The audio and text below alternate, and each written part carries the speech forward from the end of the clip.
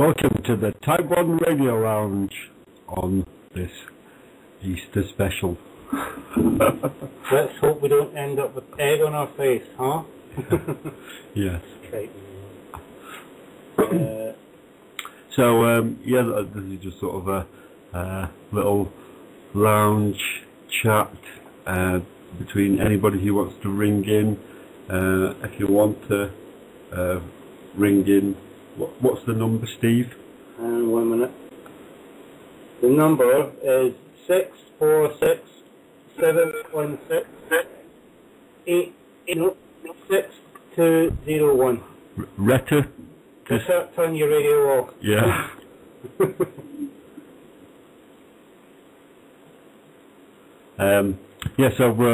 Just call in and let's just chat about the strange anomalies of Easter.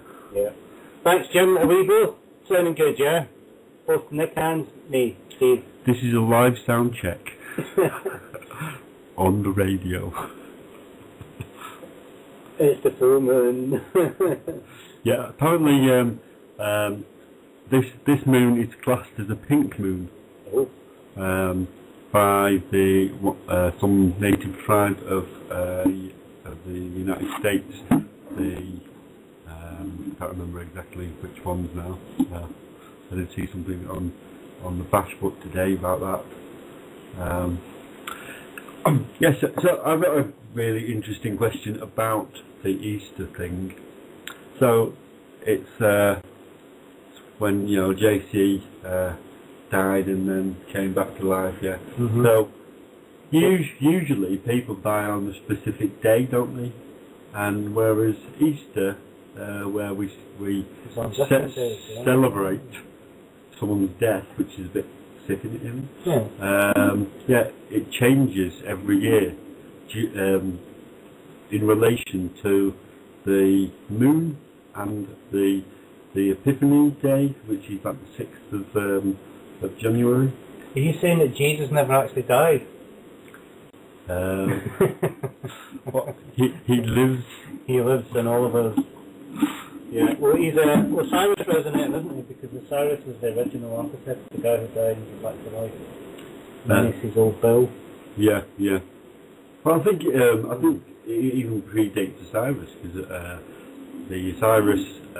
Osiris the First or no, the Sumerians. They had Nimrod, Semiramis, and Timod, or correct me, I'm not. So they were the original trio. Trinity. But yes, your JC is a rehash of. Sorry, folks. No, that's fair enough. There's no religious censorship on this show. There's nothing on this show usually. In the censorship world, that is. Apart from just. But yeah, it's definitely an interesting point about why is it always at a different time of year, or around the same time, and why is it sort of to do with the moons when in your normal religious teachings you don't get any astrology apart from like the Star of Bethlehem is about the only instance of it in the Bible, isn't it? And yet it's all you're right, Easter is centered around the full moon, isn't it? Yeah. Well, it means full moon today and Easter Sunday is tomorrow. And also another point is that why do we call the Friday Good Friday when this is supposed to be would it be a sad day, wouldn't it? We're always told that he died for the good of mankind, which is the kind of the scapegoat kind of route. That Jesus died for our sins and he's going to come back. So he's a patsy. So it was a good thing he died, or else we'd all be. But I think that's why they call it Good Friday, because he died for the good of mankind. So how does that work on on a galactic level, when we're just this little rock spiraling through space, and then at some point this dude arrives and goes, "Oh, I'm gonna save you," and yeah, it doesn't make sense, does it? Unless it has something to do with the work that Santos Bonacci's talking about, where the nativity scene and all these Jesus, Osiris, well, are all played out in the skies, and it's rather the constellations and the specific alignments of stars and us and planets that make up this folklore that's been passed down. It's like Chinese whispers, isn't it? Well, it's a complete yarn, all of it. Yeah. It's half of it's based in truth, and the other half of it's completely made up, and it's all mashed together, so you don't know which is which. My personal take on it is, it was, created to drive a wedge between us and the earth, us and Gaia, basically, and all this, religious festival just sort of enforces the fact that we are waiting on some off-earth thing to come and save us, when what's going to save us is what we're standing on, what we're living on right now. And we can't. And the people that are here right now. Exactly right. The people who are all standing around us, we all just help each other instead of pray to God if you like, sort of thing. It's not a case of don't. Yeah, because you are God. You are spirit. If you're going to believe, if you're going to let some church run your spirituality for you, they're going to tell you what they like to keep you there and keep you paying for it. It's a racket. And I've just been up to visit my mother, God bless her, and she's, I tried telling her that there's no God and there's no thingy, and she pays, what left of, she's got all the savings to the church every year, and they've just been asking for money for a new roof, and then suddenly they've asked for more money for the roof, sort of thing, and my brother's questioned the priest on this, and he's going, well, and the priest's answer was, well, all that money's going to the bishop, and we don't really know what he's done with it now, sort of thing, so we need to start another, and, and if you think about it, priests are supposed to be there as your spiritual guides, but they're human beings who eat, live and shit, just like the rest of us. They have to turn the lights on, they have to go to the store and buy groceries, they have to pay people to do stuff for them, and it's, it's a business. The church is a huge business. Yeah, one of the biggest. Another interesting thing she told me about was there's a lot of, there's a convent attached to the church that she attends.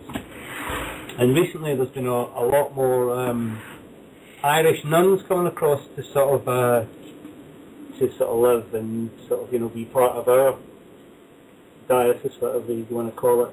And the reason they're coming across to us is because the church is having to pay out so much compensation to victims of paedophilia that they're having to sell all their land in Ireland and to pay off these people who are taking, legal action against the church. And if you've been keeping an eye on, like Sonic and I have been keeping an eye on the Irish situation of late, and they are rising up. They're taking strong argument against the state and against the government, against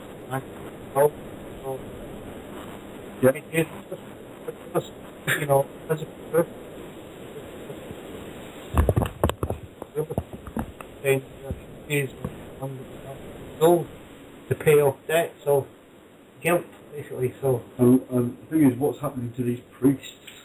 They're just moved. They're not being punished. Yeah, they're not receiving, what you or I would receive in a punishment of court of law. We would be put in jail and made an example of. These people just moved on. Yeah. Oh, yeah, absolutely. Yeah. But you're right. These people don't get the justice that they deserve. I just want to say good evening to Reset. Hey guys. Hi man. How are you? Good, good. Just, yeah, I thought for some reason we had another hour or so until the show started. Oh, really? Well, no, we're here and you're in, and that's all good. Yeah. Good show last night. I have to apologise. I was talking to you, believe it or not, but I thought you were ignoring me, but I didn't have the mixer turned up. Oh, that's what happened. Okay. So, right. Because I was saying things to you, and you were just sort of like it was a. And then he rang me afterwards, and I was like, "Hello, can you hear me?" Is the sound better tonight? What was that? Is the sound quality? Because Nick and I have got a microphone each tonight. Okay, yeah, it's a little bit harder to hear you guys. Harder? Kind of, yeah, a little bit muffled actually. Oh, really? Is it too loud? Hello, is this better? Sorta. Keep talking.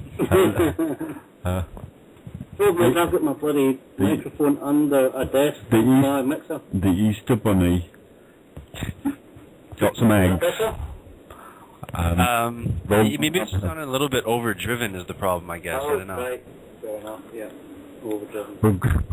Talmon's gone rock. Talmon's gone overdrive. Is that better? Yes. Yeah. Excellent.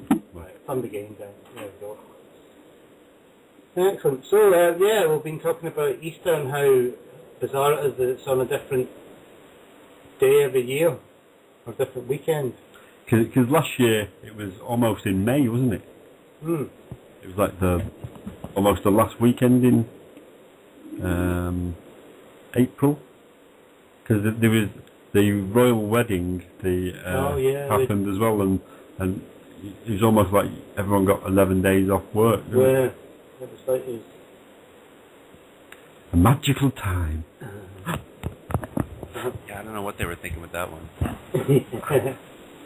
So yeah, I went on a little travel last week to back to Scotland, back to my hometown, and I actually met up with a friend of Freeman, a friendship agenda person called Blue Green, and it was amazing to meet him. He was a very, very, very nice guy, and we shall be a lot more in touch. Because he apparently comes down this way sort of once a year anyway, and next time he goes to London, and he said next time he comes to London he'll keep coming south for another 20 minutes, he'll be with us, or 40 minutes, Yeah. 40 minutes, yeah. So it was really good to meet up with another friendship agenda, and what do you call it? A friend of Freeman. Yeah. He's got this brilliant little model, and he's got a kind of studio flat. Like most people in Glasgow who live in the area he lives in, they're quite arty people sort of thing, and he's got this little glass box with a Cadillac in it, and the figures from the Kennedy assassination. It's absolutely. I think Firechick actually noticed that he had put a photograph of that on his page before.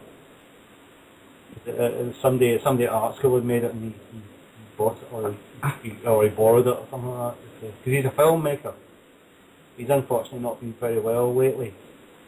It's quite a serious ulcer. He has to have a camera shipped in to look at it and yeah. So namaste, Blue Green. Yes. Hope the situation. He does. He's a regular listener. So if he's not listening live, he'll catch this in the podcast, and all good, all good. So what's that? I heard on the break that you're going to go and see Caroline. Yeah, it's sounding like that's the plan. I'm not entirely sure how much she wants me to say or not, but yeah, it sounds like me and Brandon are going to be meeting up next week again and head down her way and helping her get some of the stuff out of her house, I think, is one of the main things we're going to be doing to start. Louis? What was that? Is that in St. Louis? Yeah. Yeah, in St. Louis. I guess she's not allowed back in town or something, so I'm not sure how that's going to work, but we'll see what happens. Yeah, after you get that going, it sounds like it's going to be getting the sanctuary finally up and going and stuff, so excited to finally see what happens with that. I still find that really hard to believe that she's not allowed to go to her house. I know. Fracked up, that. Oh, you pissed off the wrong people, you know. Yeah. But still, yeah. I mean, that, I don't think that would happen here, would it? No. You wouldn't get away with that here. You'd be in and doing stuff. Yeah, because I don't think there's a law that they can stop you selling your house. Yeah. Unless you've been financially you've ripped somebody off for you. Yeah, unless it's like made out of you built the house from drug money, and then the house gets seized, but then it would be sold. So. Yeah. It'd be. Yeah, there was a that happened in Eton. Did it? Yeah, some big time dealer had put his all these hard-earned gains into building a house to sort of launder the cash. No, I've heard of that. and then the police. We all have that house, yeah. No. Well, yesterday I had an interesting time. Me and big man, Howard, that is. Still ball and chain. We went to a working museum, Amberley Working Museum. Have you been there, Steve? No, I know of it. Amberley, which is very, very cool. It's got everything, sort of. It's got loads of printing presses. We were shown around how the printing press was made. This guy used to work in Fleet Street for the Daily Telegraph, like making up all the screens for. So they have like back in the day when we didn't use computers, they had about 60 of these machines, and each were given like a paragraph to do. Wow. And so these machines are massive, and they've got like a little typewriter on, and they type out the word, and then the brass inverts of the letters, or no, they're probably not inverts, they're probably the right way around, because when it's down it's inverted, come into like a little space, like a Scrabble word thing, and then you take them off there, and then it prints. It's got like a little what did they call it? Like a forge of like a bowl of molten lead and tin, and then they just print it out, and then once they're finished with that, they just put it back in the mould. That's like, how recycled is that? It's like the Matrix, isn't it? Yeah.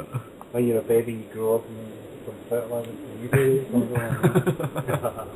I've seen them things. They're quite bizarre. They're just like, apparently the operating time, or the working time for that was about 20 years, 15 to 20 years. Because you just die after. Yeah. Pooping in all those legs. Well, this guy, he must have been. Imagine doing it every day. He must have been about. No, he's worked at the in the 40s and 50s. Oh, and he must have been like in his 70s. Okay. Must have been a Hardy, so must have been Scotch. And then we in the electricity part. They have a little Tesla coil there. Really? Which is quite cool, and also a Van de Graaff machine. Wow. Which we all had a go at. Yeah. Where, we saw a kid in the supermarket actually. It looked like that's one. I got some interesting. I met another. Patrick and I met a few people when we were up, and we asked some various questions. And there's this guy who's attached to quite high up in the power industry in Scotland, Florida, in the northeast as well. And the British companies are very, very, very, very, very much against fracking. You'd be pleased to hear. Excellent. Yeah, they're concentrating on hydro generation, which is proven to work, and they're trying to get wind generation better because it's not. So, but this guy did say that they were actually looking at coal a lot more, because there's been some leaps and bounds, changes in the technology. Apparently they can put olive husks around coal, which means it doesn't burn so much, give off so much carbon. Right. Okay. Sort of waste, and you can carbon capture. Have you heard of this carbon capture sort of technology? Yeah. Yeah. Which I thought was all the shit when I heard it, sort of thing. But we have heard from a sort of kind of reliable bloke, sort of thing that and it's mostly your French and others who are into pursuing the nuclear. Yeah, because fracking, gas. coal-seam gas fracking has been banned in France. Has it? Yeah, yeah. So they can go fully nuclear. Yeah, 'cause I think there were some companies trying to do it in various parts of France, and right. obviously the French. I'm not happy about it. Yeah. They're not ones to sit down lightly, are they? Yeah, I'm not so sure that we're kind of ages, because I've been noticing a lot of little enclaves of building work going on. And have you not seen that one on the way down east one? Yes. The Philbeen site. Just before Alfriston. I'm sure that's a bloody cracking. Yes, recently.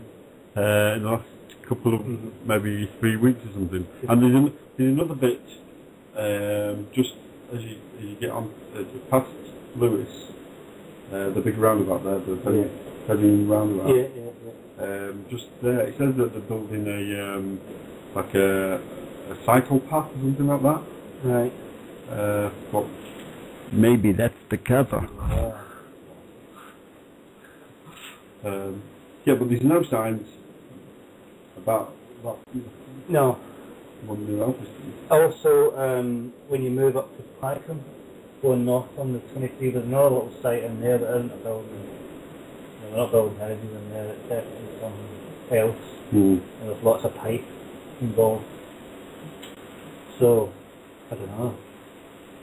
They're gonna keep doing it, you know that. So we just got to keep on top of them and try our damnedest hardest to stop them. Maybe we should just go up and say, can you tell us what you're doing? I mean, you can tell us to go away. We'll do, but you can definitely. It's thingy Herbert as well. Nick Herbert is the MP there. He is the Education Minister. Right. Okay. I know he's not but that's Ken. not Ken. He's just the minister. Is he? Ken Clark. Ken Clark's the Justice Minister. Well, he's probably education. And yeah, he's got a big job, and he got beat twice down here, didn't he? I fought for Arsenal. I'm not there. Yeah, no, I've seen him around. He came to my door once before. I think it's quite interesting that now all the MPs' tax is coming out. And Georgie boy, he's a right naughty boy. He's saying, "No, I don't. I'm not in the 50p bracket." But that's because all your money's in trust fund, isn't it? Didn't he do that before he came into office? His father very nicely put a trust fund up for him when he was very little. George Osborne's father owns this company called Osborne and Little, which supplies furnishings and wallpaper and paint to the very, very rich, very, very expensive stuff.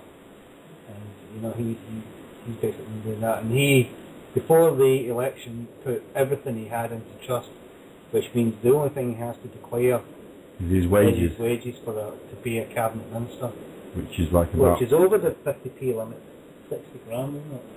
Yeah. I think they get about 75. Like a normal MP gets about 68. Right, and they get another. But still, that's over 50p. Yeah, man, it's right in there. Yeah, it's quite. Have you been watching those stupid Newsnight things with Boris and Red Ken? I saw clips on the news. We when we were in Scotland, we did actually watch a lot of telly for some reason, which we don't normally do. And there was just some dreadful people on British television, particularly in Scotland. But yeah, it's funny how they're picking on George Osborne. That's like a good target, isn't it? Yeah. Because they know the loopholes. Must be Cameron must be, because Cameron's been outed for inviting rich donators to Chequers, which is his private public residence. If that makes any sense. It's like Camp David in America. And he's been, nobody's supposed to go there except for him and his cabinet, or his, it's meant to be private residence where he works on sort of, on business, I guess, and stuff like that. And he's been showing Joe blogs around, just any old for a price. tosser who's got, 250,000 that he wants to sort of get, or plus. I think that was the lowest you had to bid to go and see Checkers and have dinner and all there with Mr. Cameron. So obviously they're sort of getting on George now, because Nick Clegg's obviously on hiatus from getting a public shafting, isn't he? Yeah. Haven't heard of him for a while, have we? No, he's just been sat quietly on the bench. Yeah. We have also, would like to mention the Robert Greene weekend is this weekend, which we unfortunately couldn't make due to his life, basically. But Robert Greene, Robert is Holly Greig's legal representative, and has now been sentenced for a 12-month prison sentence for attempting to give out leaflets, that heinous crime of doing that, of attempting, not actually, to educate people, and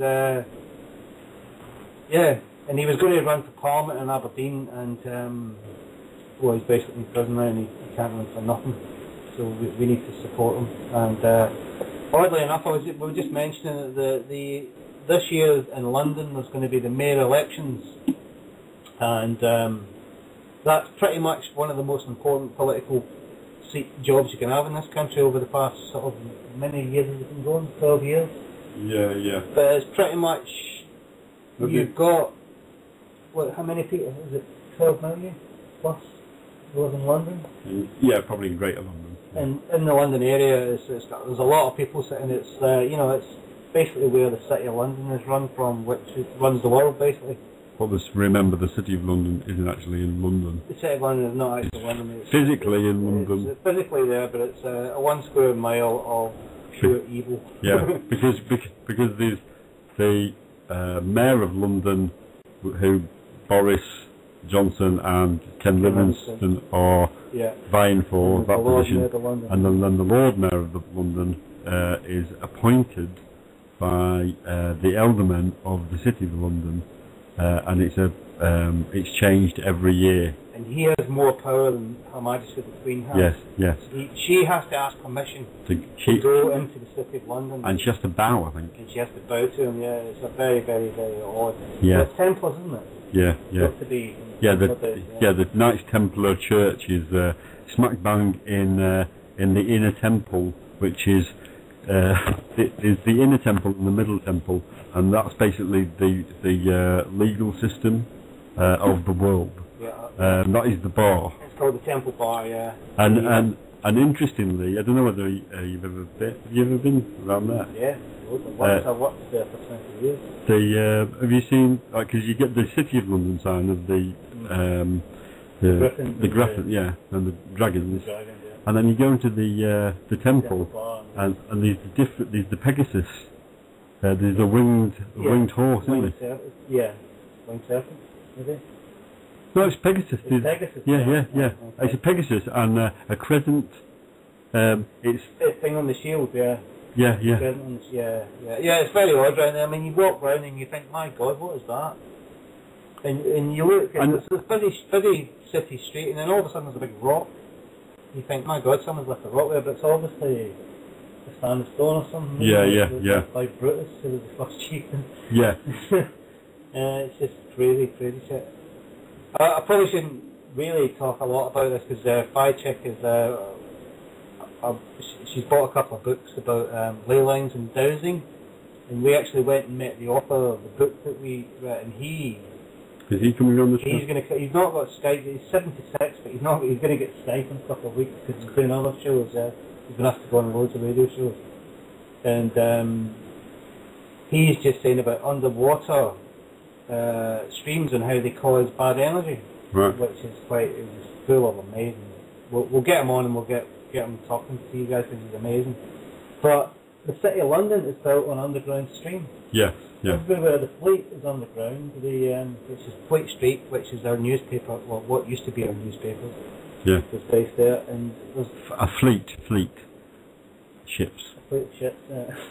But there's loads of them. I mean, I've worked in some of these buildings, and the guys have taken me down into, because there's always sub-basements, and sometimes there's 6 sub-basements in these buildings. And you really are in the bowels of the earth, and you can hear. And I heard this sound one day, and I said, "What's that noise?" And he goes, "No, that's just the river, just over there, sort of thing." And we have to sometimes evacuate turn the electric power off, because the rivers overflow into the buildings sometimes. Wow. So, you know, oh no, done it again kind of vibe. We don't bother, reinforcing it. So Yeah, it's very odd place, one. yes, it's a like a honeycomb underneath. As is Edinburgh. Yeah. Because we talked about this guy David Cowan about volcanic plugs and seams are also, there's lots of earth energies, and there's white and black sort of thing. And he's just saying that a lot of the things that people are saying are good and beneficial. Actually, not. They're very much the opposite sort of thing. Well, it is a mirrored world, isn't it? Yeah, absolutely. But he taught us to douse as well in 5 seconds, and we're both like, wow! It was fantastic. Well, I'll look forward to you sharing that with me. Yeah, totally. Like I say, I shouldn't have fire-checked this little project that she's cooking up for you, all you guys on Type 1 Lounge LAN. And there's been a show on about the London Underground over the last few weeks, and there was a bit where they were checking out all the disused stations. I think there's about maybe 10 disused stations, and yeah, there's just one guy going around making sure that they're all okay. Can you imagine that as a job, just walking around those really scary... Yeah. Jesus, I've seen You'd just be having flashbacks of American Werewolf in London, wouldn't you? Or the Prodigy's Firestarter video. Yeah. I've been in a few of them. I've been in 2 tunnels in the underground at night, the huge ones. No. They are fucking scary. They look like you're in the belly of a serpent. Yeah. Kind of feeling, that's the feeling you get when you're in there, and you can hear up side of you, so it's very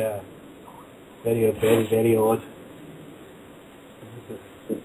Hey guys. Hello, Caroline. I was wondering, I kept thinking, why am I not showing up, or why can't I hear anything? But that's okay. I thought, I'm going to figure this out. And I'm sitting here, I just got back from the store. I'm sorry I'm a little late, guys. I had to take Fred with me, and he's overwhelmed by Columbia. The nice guy came down from St. Louis. He's going to move here. He's just stunned at how much cheaper you can live than in St. Louis, and he's just freaking out at how nice everybody is. Excellent. Okay. Have you got any Easter stories to share with us, Caroline? Gosh, I don't even know where to start. We got so much going on. I guess, I don't know if everybody knows that, but Carol Rosen is going to actually join as part of the sanctuary. Carol Rosen used to work with Warner von Braun. And if anybody wants to, she's actually looking for people to help translate with the treaty that's going to ban space weapons, and she's going to be meeting with Putin and a bunch of other people, and I'm trying to help set up that she can meet with Chavez and a bunch of other people. That'll probably get us all knocked off of Facebook, probably. So is that Karen Rose From New Zealand? from New Zealand? No, that's Karen Rose. She's actually the niece of Janet Sharp, Karen Rose in New Zealand. Yeah. And her brother is, God, what is his first name? But his last name's Rose, too. He actually has a radio show in New Zealand, her brother. But Carol Sue Rosen, R-O-S-I-N, if you Google her, she's actually the PhD in physics that worked with Werner von Braun when he spilled the beans on Project Bluebeam. Oh yes, I've heard her on some shows. Yeah, she's the one who actually spilled the beans. And they've got a new treaty they've worked on as they get their... Let me just say your name again. Steve's Googling her. Carol Sue Rosen, R-O-S-I-N. For some reason, people kept thinking I was her because the names are so close. You know, a lot of people call me Carolyn Rose. But, she contacted me. She wanted me to come to this seminar type thing that they've got on next month that Paulo has, you know, the UFO group that they, Paula Harris. She's got a big thing. And I said, well, geez, I don't have the money, I don't have the time. I got to get all this other stuff going. But in the meantime, they got this worldwide thing that they're doing as far as it's going to ban space weapons. So she's going to be meeting with Putin and a bunch of other people. And I was trying to set her up with some other people. And by the way, we got, she was actually anxious to do it this weekend, but I couldn't get it organized in time.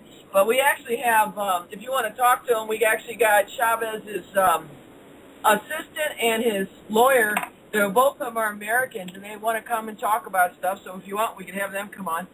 And I want to get Michio Kaku on with Carol because they're actually in the middle of a feud. So I think it's kind of interesting to get that. And I was going to say I got so many things I don't even know where to start, frankly. That sounds good. But I mean, it's just been crazy. The hotel here is still cool. I said I'm going to try. I wanted to do more in March. I didn't get as much done in March as I wanted to. I don't know. March just kind of sucked. But we're going to try. I've got more of these constitutional lawyers now that have been giving me information. So we're actually going to hit St. Louis County with so much stuff they're not going to know what hit them. And I've had some good cops actually been checking my house. And I've got an entire group of ex-Marines that are going to help go to my house, supposedly. And I've got some people involved with Occupy that are going to help, that if they have to, they'll occupy my house. And I talked to Amy Goodman that since St. Louis County still wants to have the debate with Obama. Are you going to be on Democracy Now, then? Huh? Are you going to be on Democracy Now? Well, what I did is I gave her some stories and stuff. So what I asked her, if they have the debate in St. Louis, because St. Louis is in the bid to do the convention for the Democrats, and they've the last 4 elections they had a debate among the presidential candidates, and one of the debates has always been in St. Louis because there's all this crooked politics and shit in St. Louis, and they want to have the convention, the Democratic convention. So one of the things we're going to hit St. Louis County with is, one, to occupy my house and a bunch of other people if they don't let me sell my house. But if I have to, for $1, I'm actually going to hand my house to Amy Goodman, which would give her permission to use my house as a base for all the activists. So it's sort of an additional threat to get St. Louis County to hurry up and let me out of my house unless they want all the activists to launch the assault on the convention from my house. Well, right. What have you ever thought of this? I mean, about selling your house to somebody there, and well, then, that's why I said we've got the deal. but then getting them to sell it and then giving you the cash. Well, see, the problem is in St. Louis County you have to have a permit to buy, sell, rent, or live in your own home. What the fuck? Yeah, serious. That's why in 2009 I had Are you sure you're not in Nazi Germany? It's not even it for it doesn't sound like the land of the free, that, mate. That's why when I had a buyer in 2009 ready to buy the house, and I had another place to move in March of 2009, and this entire time they refused to give me the permit to sell my house. I know, but surely if you like give it to somebody, and then you actually hand over the deed or whatever, and just say, right, well, no, that's theirs, and then. Well, see, that's why I'm going to do it with somebody very visible like Amy Goodman and make a point of it. Yeah. And she's going to have it on the radio and everything else, and we're going to say, well, since you're not going to allow this citizen the right to her property, so we're going to make a big, very showy thing about how fine. Then I'm going to turn it over to Democracy Now, and it's going to become an activist post in the middle of this subdivision. And that'll totally freak out all these, Nazi bastards in my neighborhood. Fucking well done there, Colin. That's why I've been a little bit preoccupied. I apologize. When I say I've been preoccupied, I really have been fucking around. But I got to admit, I wanted to get more done in March. So, hey, I do feel good that I did rescue that cat, and we have the 4 new kittens. That was really cool to have those kittens born on my bare feet. Yeah. And they're all very healthy, by the way. So I feel like a good grandma. Whose phone's going off there? Yeah, I'm gonna see what it is real quick. Okay, but mute your mic. Mute your mic. Oh, whatever it is, I'm gonna leave it off the hook. That way it won't ring again. Okay. Yeah, I don't know who the hell it is. Probably, telling me my house is on fire in St. Louis. They probably heard me and set it on fire about 5 minutes ago. I think it's right about time for a little smoke break. Sounds good to me. I've uploaded a little track. God, it's good to hear everybody's voice. Hey, has anybody heard about Jay? How's Jay doing? Yeah, I talked to him yesterday. I was going to give a little update at some point. Okay. We'll hold that update and we'll hear it after the smoke break, yeah? Yeah, I hope he's listening. Jay, we're thinking about you, praying for you, lighting candles, sending vibes, doing everything we can. We want you at the sanctuary, Jay, listening. Everybody loves the sunshine. Yeah. See you in 4 minutes. And that was the soothing sounds of Ramp. Yeah. Everybody loves the sunshine. From a No, you guys didn't turn off. You didn't mute your mic while the music was playing. We heard everything you were saying. yeah, but you're on the Skype. If you're on the Skype with us, you're not on the radio. Yeah, our listeners didn't. Our listeners are none the wiser. I can't believe that Ramp or a mellow band like that. They sound like they should be some heavy metal band, don't they? Like Ramp. Quite mellow. Which chat are we using? The one who's on? I don't know who's on. We got 2 different chats going on in Skype here.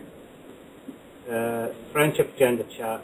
We've got Reset, Jim 420, and Rita. And that's about it. Hey, So Jim, if you want to call in? Yeah, if you want to call in, call in. Call it. Hey, Rita. The number is 646 716. Is that? Yep. 6201. Call in the lounge. I'm here. I'm just on mute, listening to you guys. Hey, Jim, are you on Facebook? I'm not sure who Jim 420 is. I'm confused. He says yes. His name is Jim Shirt. Yeah.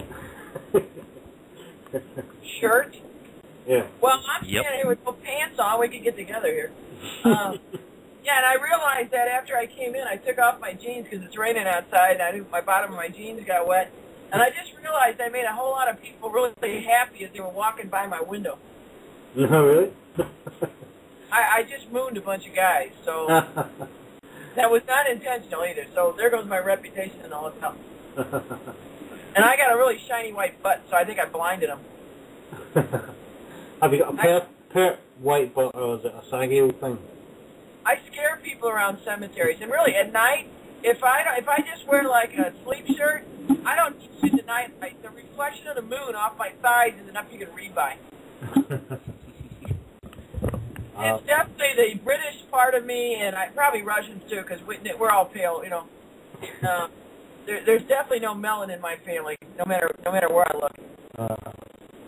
How is the sky where you are these days then? Because we've still got Jupiter and Venus very bright in our skies right now.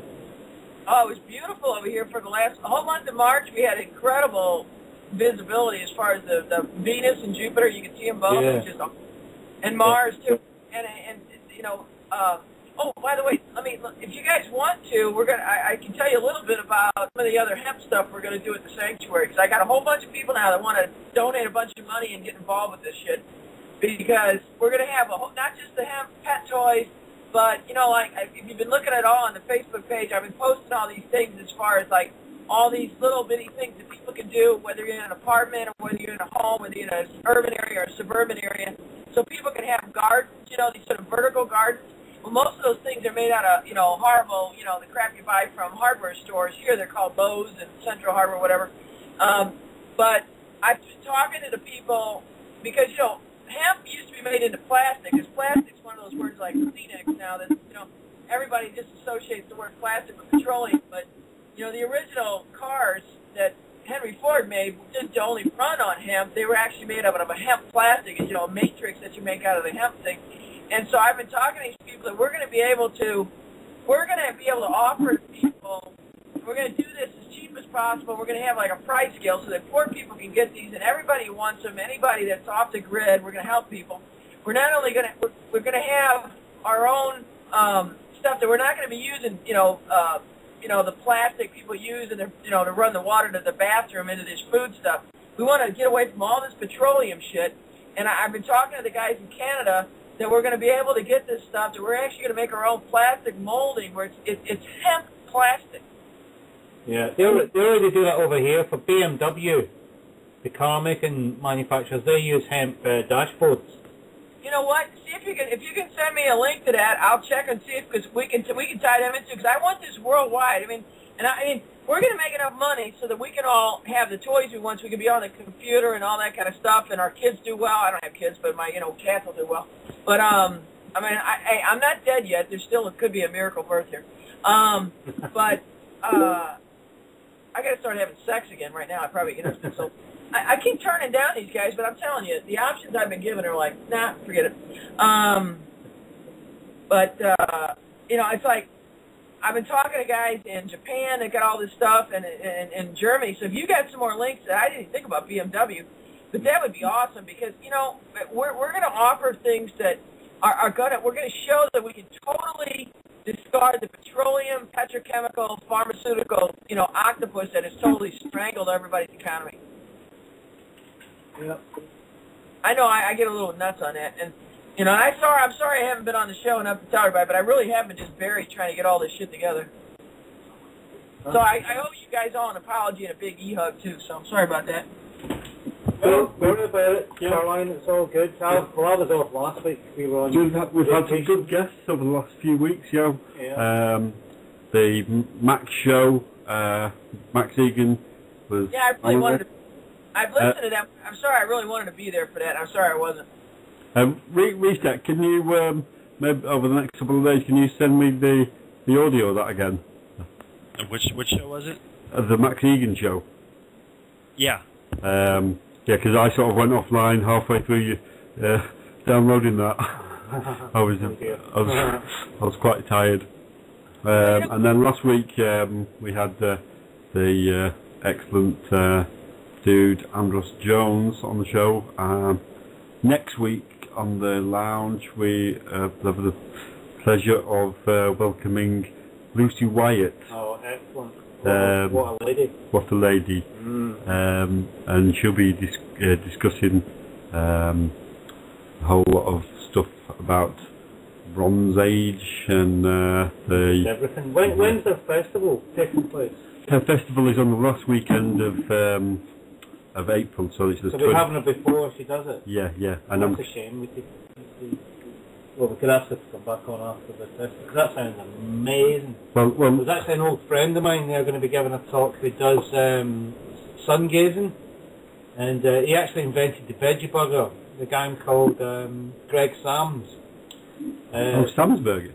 Uncle Sam? No. Well, they own Green and Black. Oh, right, okay. His brother is the Soil Association. Okay. And his nephew's a really good friend of mine, and he's been in a wheelchair since 1979, but he just keeps going. He just doesn't stop, and he's written amazing books on sun gazing and stuff like that. I only ever knew him when he was sniffing ketamine. But sure, is an amazing guy. One of these, he lives in Lewis, which isn't too far from us, and one of these days I will bump into him and get him to come on the show. But Lucy's got him and Andrew Goff. Is there any news on Andrew Goff? Andrew Goff, I tried to get him on this week, but he's busy because it's Easter. I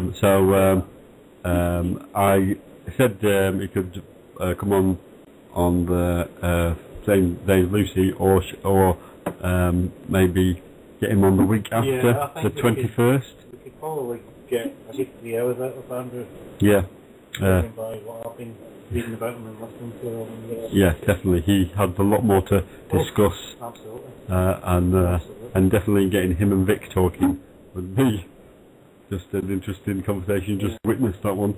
Sorry, just a little side. Did you get that link, Caroline? I did. Say it again. Did you get that link I just sent you? That's just an article about Mercedes and BMW. Oh, I didn't get that. Okay, okay. I gotta go. It's to your personal one. It's to the Caroline. I'll have to go on the other. I'll have to go on the other chat. We got 2 chats going here. Yeah, well, I sent it to you personally. Oh, okay. I'll look over there. All right. It's just an article. It's just a. Oh, I did. Cool. Oh, Steve, you are so awesome. Okay. And by the way, where's Debbie? Is she all right? She's working tonight. She'll be back next week. She sends her love. Yeah, and tell her I miss talking to her, because actually I think she's awesome. And like I said, you know, I listen to the shows, and you know, you guys just do a fantastic job anyway. I mean, Christ, you guys just keep this thing flowing like crazy. I mean, we miss Jay, and I know Reset and Rita wanted to say, because I know Jay's going to listen to this, and we all need to, you know, send some very serious positive vibes to Jay. Namaste to Jay. Namaste, for Jay.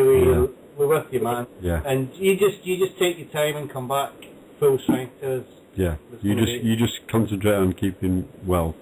Absolutely. Yeah, poor Swami was under the weather. So he wasn't very well last night, no. Yeah, Swami. I actually joined the show last night with about 20 minutes to go, and I had some things to say about what the guys were talking about, and I didn't have my microphone turned on. Oh, holy shit! Okay. So Reset did a great job last night, as did Sonic, and yeah, but it's a shame because I personally love the Swami show. It's just great to listen to. It's one of these ones that I like to listen to. Yeah, it's a great show. Be entertained by the and Swami will be on Truth Frequency with Chris and Sherry on the 14th of April. So. You've been on the Truth Girls before? I don't know. Because he, like I said, I met up with Blue Green, and he said he'd heard of Swami before. The Friendship Agenda. Right. Okay. He'd heard them on shows like before, and I'm sure he said it might have been a Truth Frequency. Well, I mean, he used to be a radio host. Yeah. But as he is now. Yeah. You know, because the radio host has another. Yeah. Wrestling, karate, and all that. In his Swami. His previous Swami days. His post-Swami days. Yeah, what a great guy. It was quite sad to hear him not sounding very well last night. Still power to you, sir. Yes. Well soon. Namaste, Swami. All your friends at the Type 1 Radio Lounge. And so I've also been in touch with John Whitterick. Have you? And he'll come on the show. I said just to wait till after Easter until you two are back. Yeah. Did you mention us too? I did, yeah. Did you remember? Yeah. Good. He's a great guy. He's truly. He's got the site Get Out of Debt Free, which is getoutofdebtfree.com. It's a very good site because it ties all of us. You know, it's not just because you're in America. It's the same sort of shit you've got to deal with that we impose on you. We apologise. Well, we don't. It's the Crown. It's our bloody law, isn't it?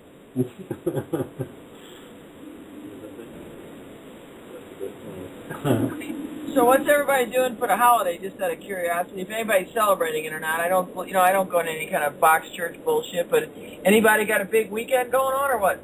No, not really. I've just come back from a vacation in Scotland. Oh, really? Oh, tell me about that. Scotland is a place I can't wait to visit. Well, did you say you'd been there before? No. No, I want to. You know Holyoke, though, don't you?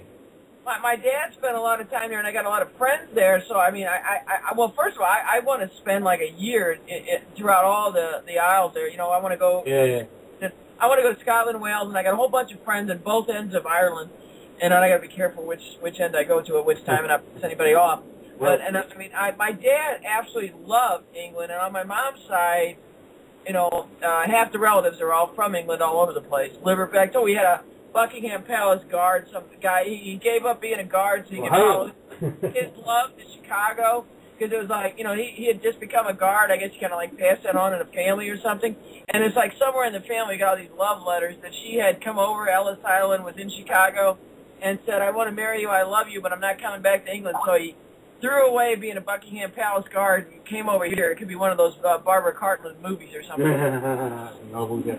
Well, if you want to hear about Scotland, there's quite interesting thing. When we left last Friday, not yesterday, but a week ago, yeah, and it had record temperatures for March, because it was still March then, yeah. But it was 23 degrees Celsius, which is about 70 odd. Yeah, yeah. And then when Firechick and I went there, it snowed like you would not believe, and it went to -5 in the space of 5 days. Isn't Scotland where they got some palm trees growing though? Yeah, in the islands they have, in the Hebrides there is sort of palm trees there. Yeah, you're right. Yeah. But that's the North Atlantic Drift, which is the Gulf Stream. Yeah. My first fiance was from Scotland. Let me tell you, he was interesting. Okay. He was also my karate instructor, which is why I never got my black belt. We never got finished with the black belt. We got busy. But it made me think a lot of the Scots, you know. Mm. Yeah, it was quite bizarre because we planned to go and visit this guy who's an author who Firechick's been reading his books lately about earth energies and ley lines and stuff like that, and we drove into these hills and we just thought, are we doing the right thing here? Because it really was like, you know, in some parts there were 2 foot snow. And it was just bizarre because you had to wear sunglasses because it was so sunny, but the snow was there. And in the time we went to this restaurant with this guy and bought him some lunch sort of thing whilst we were sort of interviewing him, and in the space of that time the snow, you know those big old snowflakes that fall out the size of sort of saucers? Yeah. The really big ones, they started just appearing and you couldn't see the other side of the street. And then it just went away again. It's just, absolutely bizarre. And we've also, I don't know if you're aware in the States, but we've had a bit of a fuel crisis over here. The government, in its wisdom, told everybody that the unions were going to go on strike and that there was going to be no tanker deliveries to petrol stations, gas stations. And so the British public, being the way they are, just completely went out and panic bought every last bit of gasoline and diesel. And of course, where I live in Scotland is on a peninsula, which makes it hard for, because the truck drivers didn't go on strike. People just bought all the fuel in a panic. And you put the price up. And put the price up as well, yeah, exactly. And it just left Firechick and I stranded for a couple of days with no fuel. It was very, very, oh my God. And the other thing is, do you know how much diesel is in Orkney?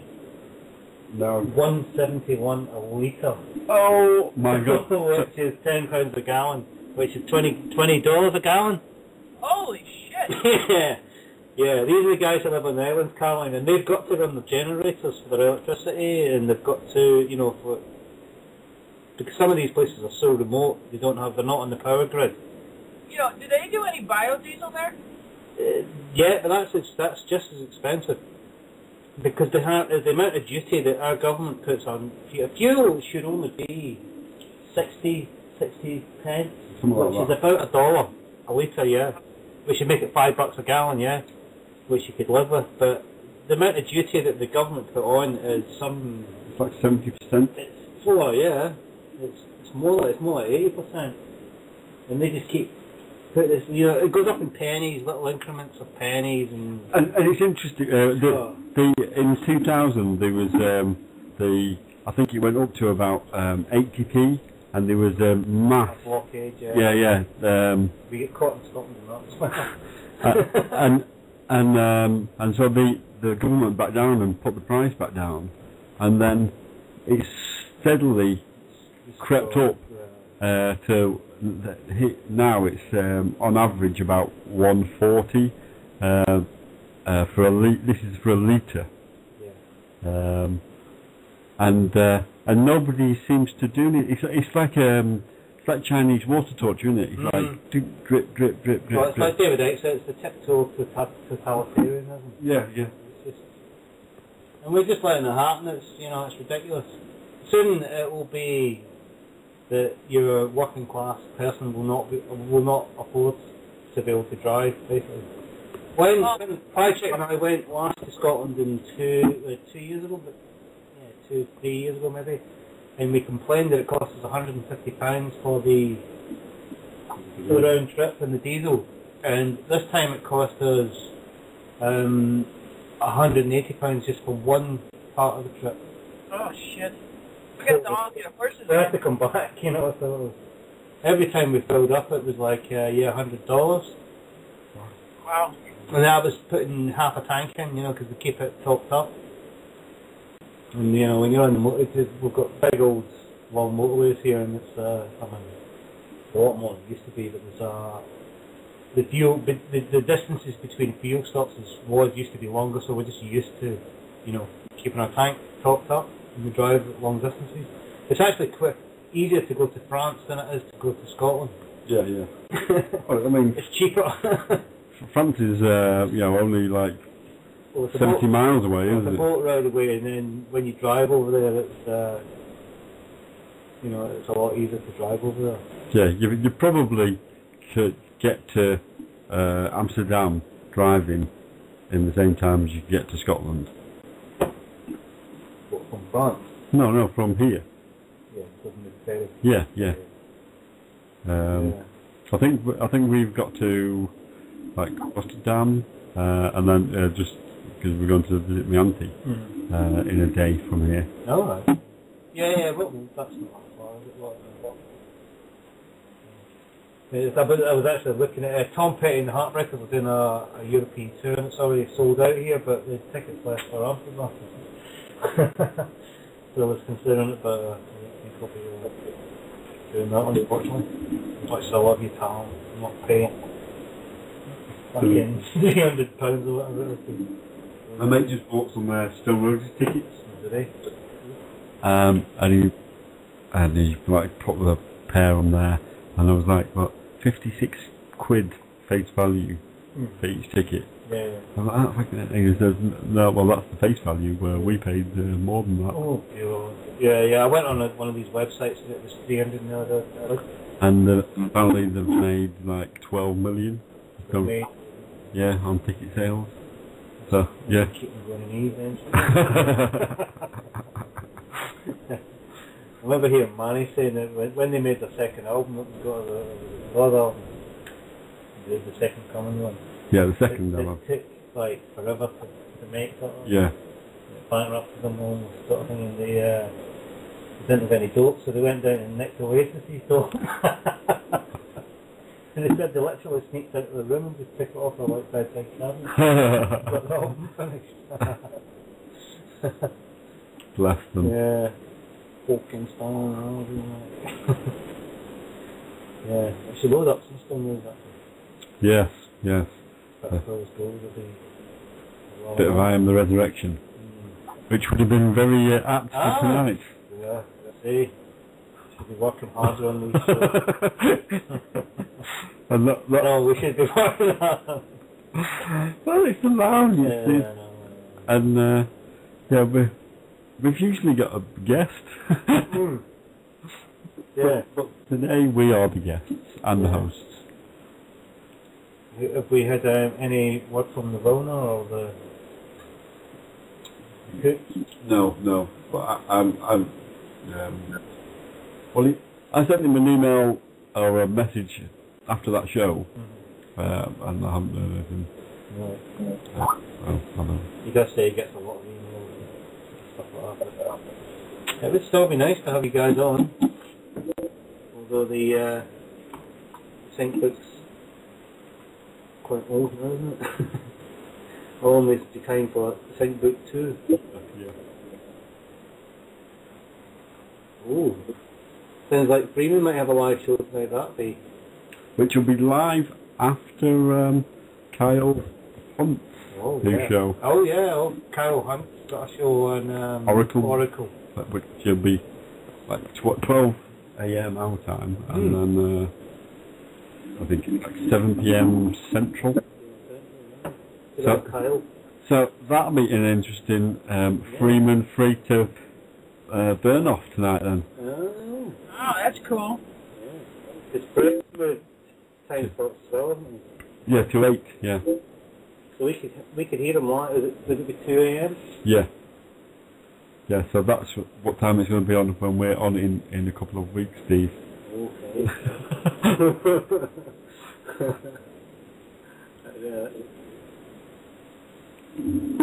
Yeah, that's going to be quite a long evening. It's going to be a very long evening, yeah. Because that evening's basically going to be us doing our show, then maybe listening to some Kyle, and then on to there. Yes. Sure. That will be a long day, won't it?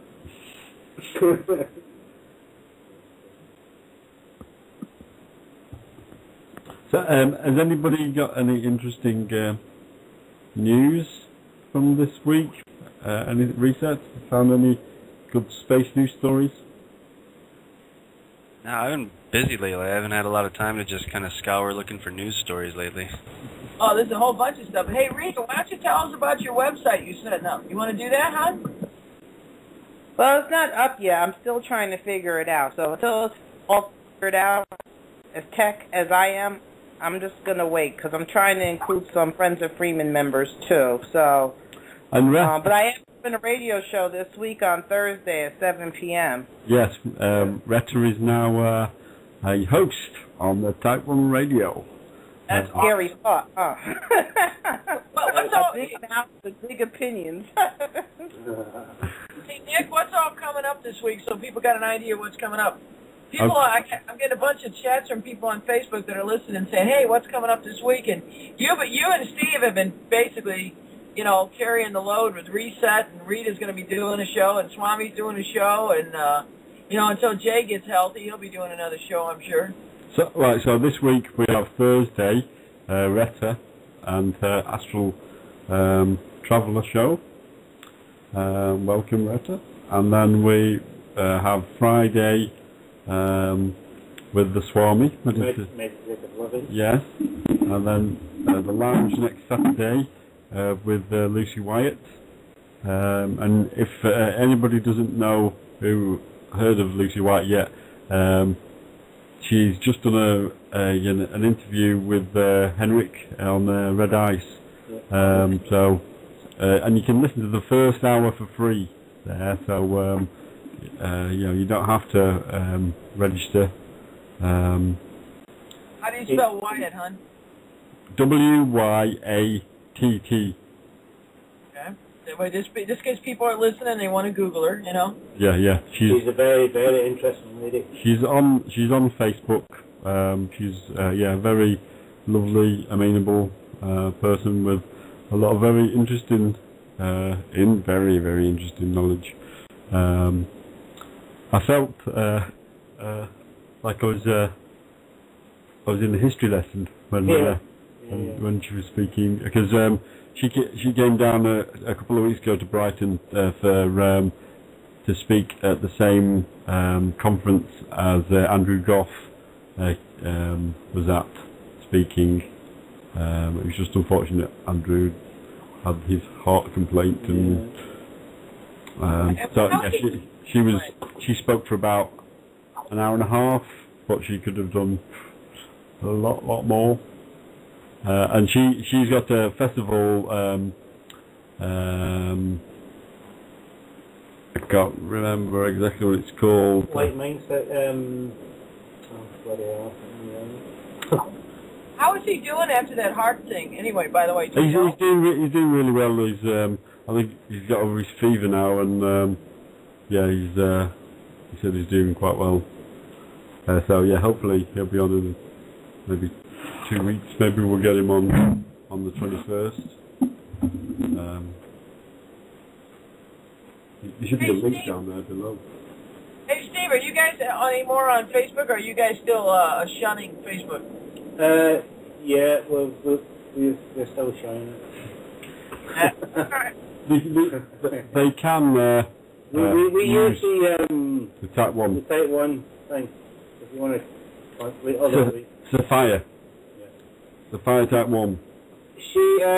Lucy Wyatt, for everyone's information, it's the Gatekeeper Trust that she runs, I believe it's called.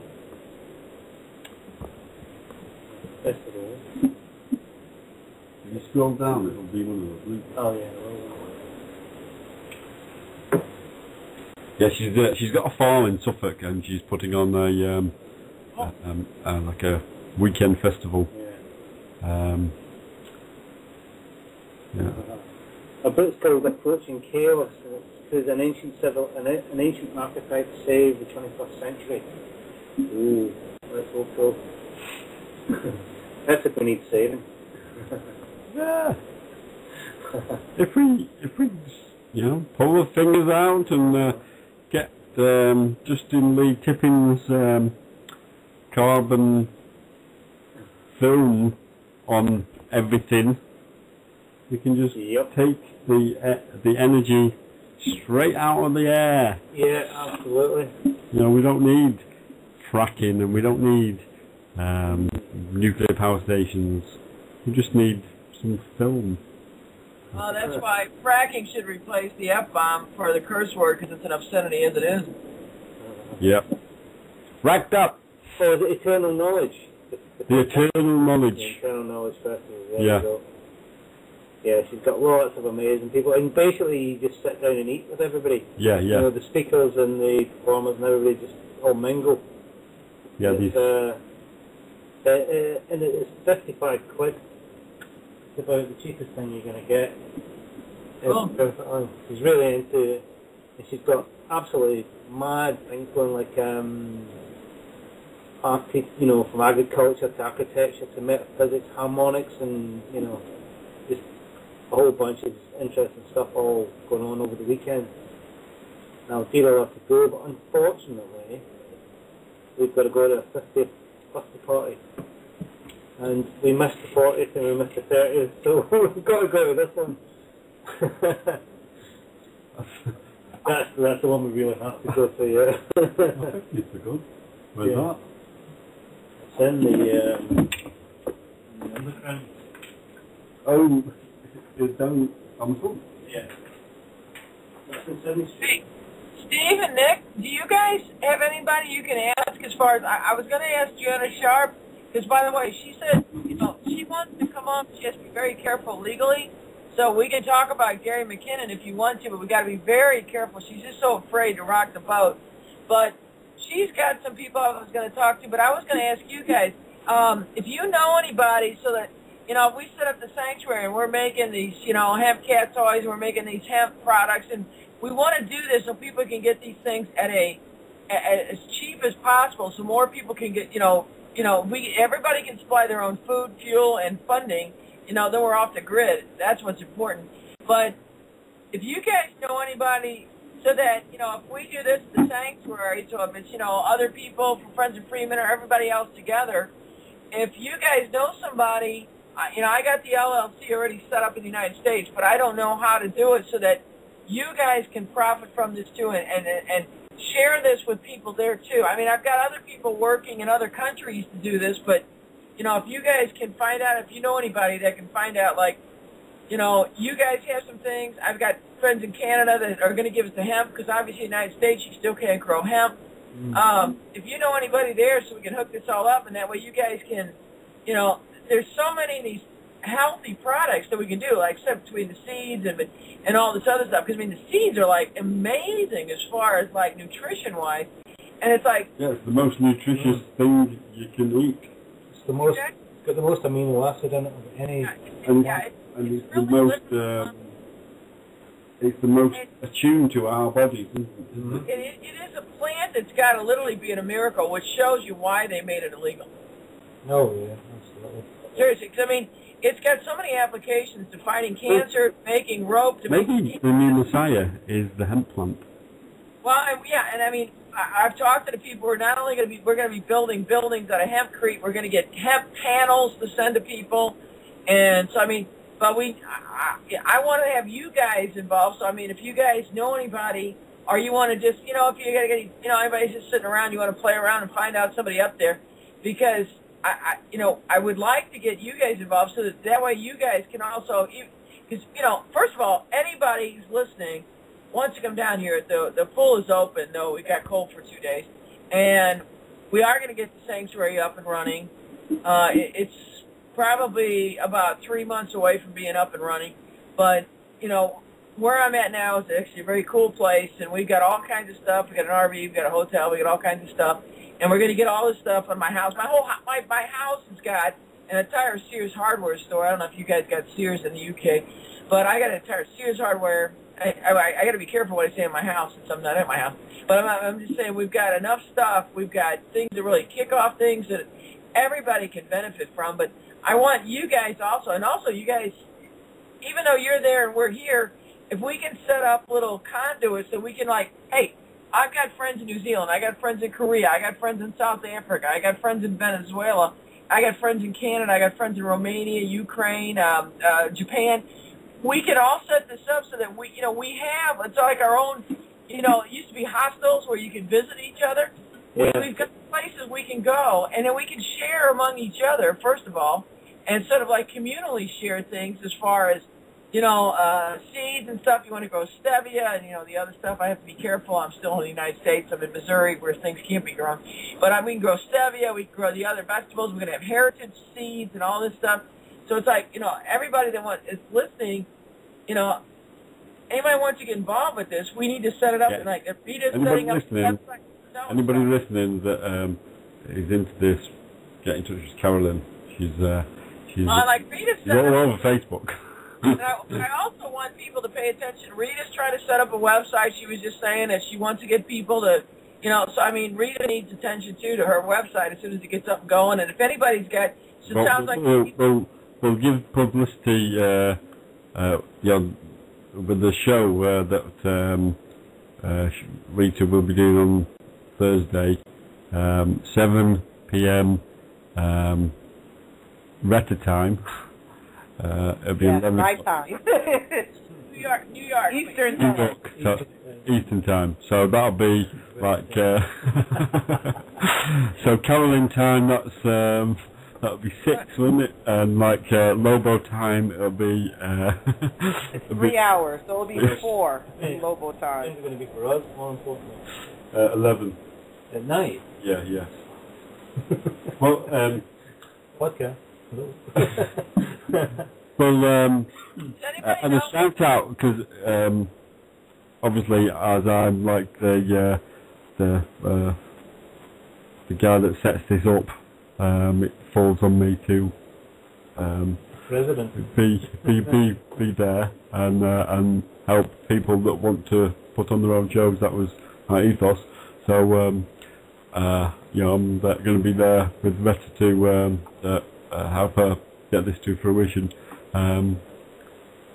But for future events for Retta Show, if there's any friends of Freeman that are around there that can act as a little sound engineer dude for Retta, the shout's out there. So stand, put your hand up and. Are you talking to Reset? Well, no, because I don't want to. Reset's going to be travelling off with her guy. Yeah. And I've already roped him into the Swami show. Well, I got to figure I'll have a internet connection wherever I end up landing, so I should be able to help out where I can still. That's the kind of commitment we're looking for, Reset. Yes, yeah. Yeah. Excellent. Smoke weed every day. So, Reset, should we put the tune that you uploaded? Hey, first Yeah, of all, it's pretty- do we know what Freeman's going to talk about tonight? We've been talking in the chat. I don't remember if we mentioned it out loud. That Freeman's supposed to be live tonight? Yep, apparently so. No, I don't know.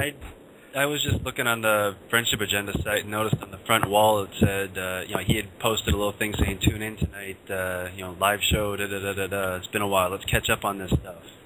So Oh, okay. I think he's just kind of doing an overview of what's been going on since he's not been on the air.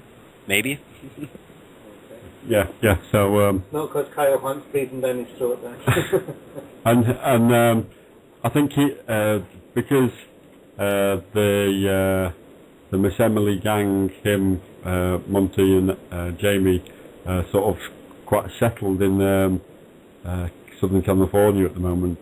Maybe he's he'll be able to do, you know, some more live shows. So I think they've been having problems getting internet connection on the bus. Are they still hooked up with what's that one guy in Hollywood that they was going to have him as some sort of like MC or something? I don't know. Monty was saying that they're trying to hook up with Jordan Maxwell. All right. So Oh, I quite like to talk to Jordan Maxwell. So really? I can remind me of that, okay? okay, Caroline. Caroline, I really get us Jordan Maxwell on the show. But you know you have to remind me of things all the time because I get off about How about Mickey Castle? if I don't, right now I've got 15 things written on my right hand and 3 things written on my left hand. If it's not on my hands, I'm going to lose it. So, you know, Octopus. I get off tangents all over. You guys got to remind me of shit, and I will not get offended if you remind me of shit. Okay. Well, Mickey Castle. yeah. Mitchie at the Jordan Maxwell. That's yeah, he's actually a cool old fart. I know the guy. But Reese said you're talking about your seeds coming from Denmark. I've got a guy in Tennessee that's been growing stevia for the last 50 years. I'll get you some better seeds, and they germinate right away.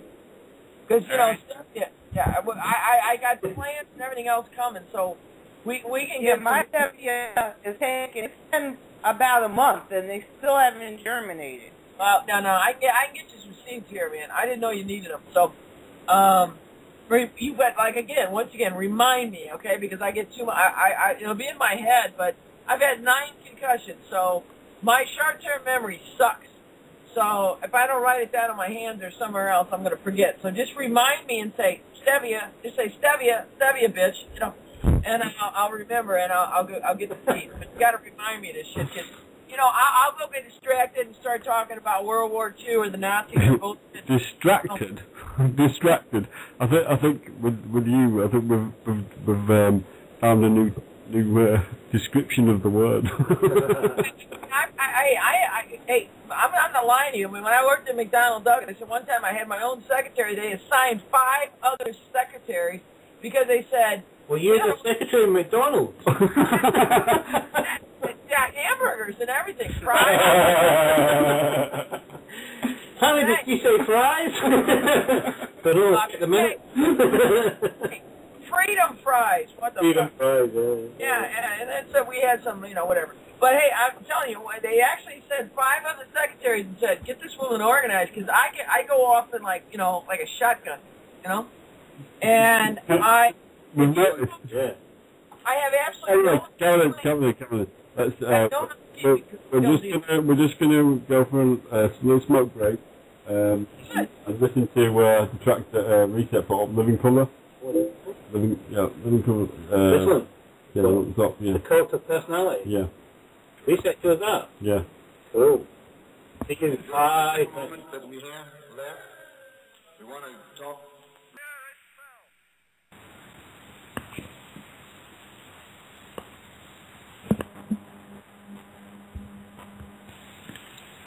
Are you guys there?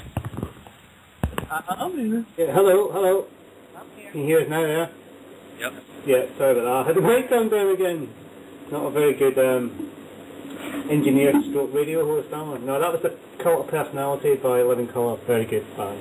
I just want to give another shout out to my new best friend Blue Green up there in Glasgow, and his daughter Nina, who are listening. Multimedia, that's us. Just said. So yeah, it was amazing to meet you the other day there, Mr. Blue Green, and we will meet again.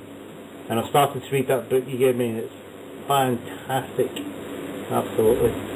So, anyone else want to say hello to Blue Green? Reset? No? Fair enough. He probably took a leak. Alright. Yeah, they were watching the movie, but now they're tuning into the show, and it's really lovely to have you along. And like I say, it was a great pleasure to meet you. And you live in the best. I mean, you couldn't get more central in Glasgow. Did you say Central. Oh, sorry, I'm sorry. In the middle of the city, he lives right in the hub of it all.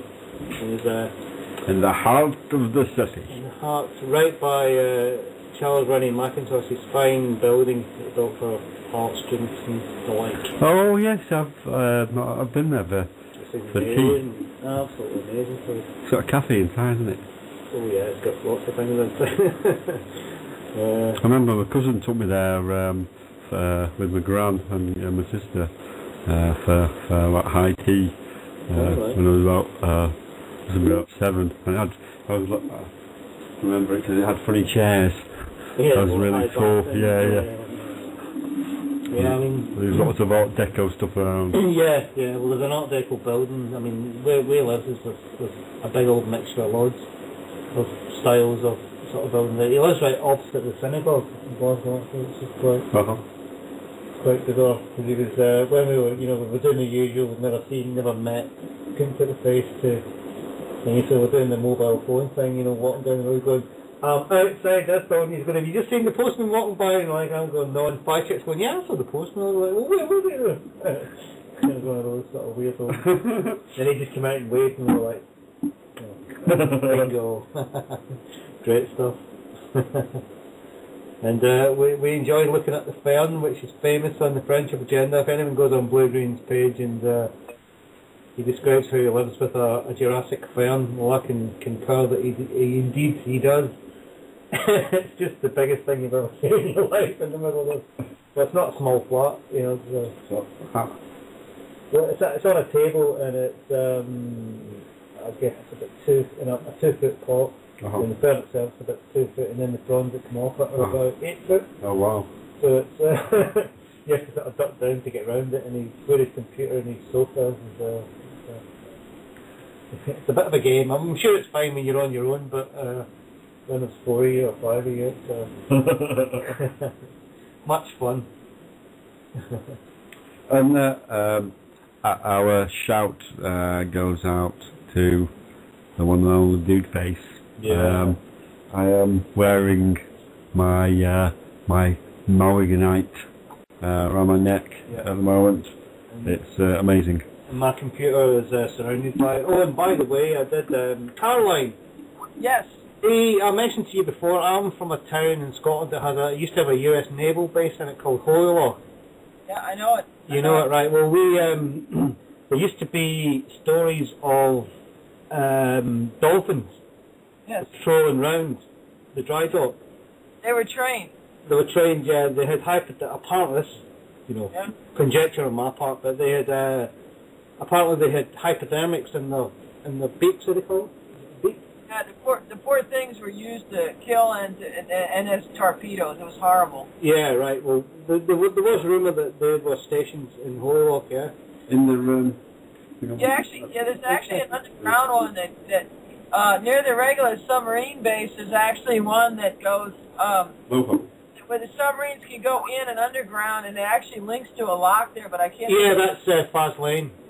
Yeah, I was gonna say I don't know the name of the lock. That's Hoylach is one end and Fast Lane's the other. Yeah. There's like 2 sea locks that sort of join in.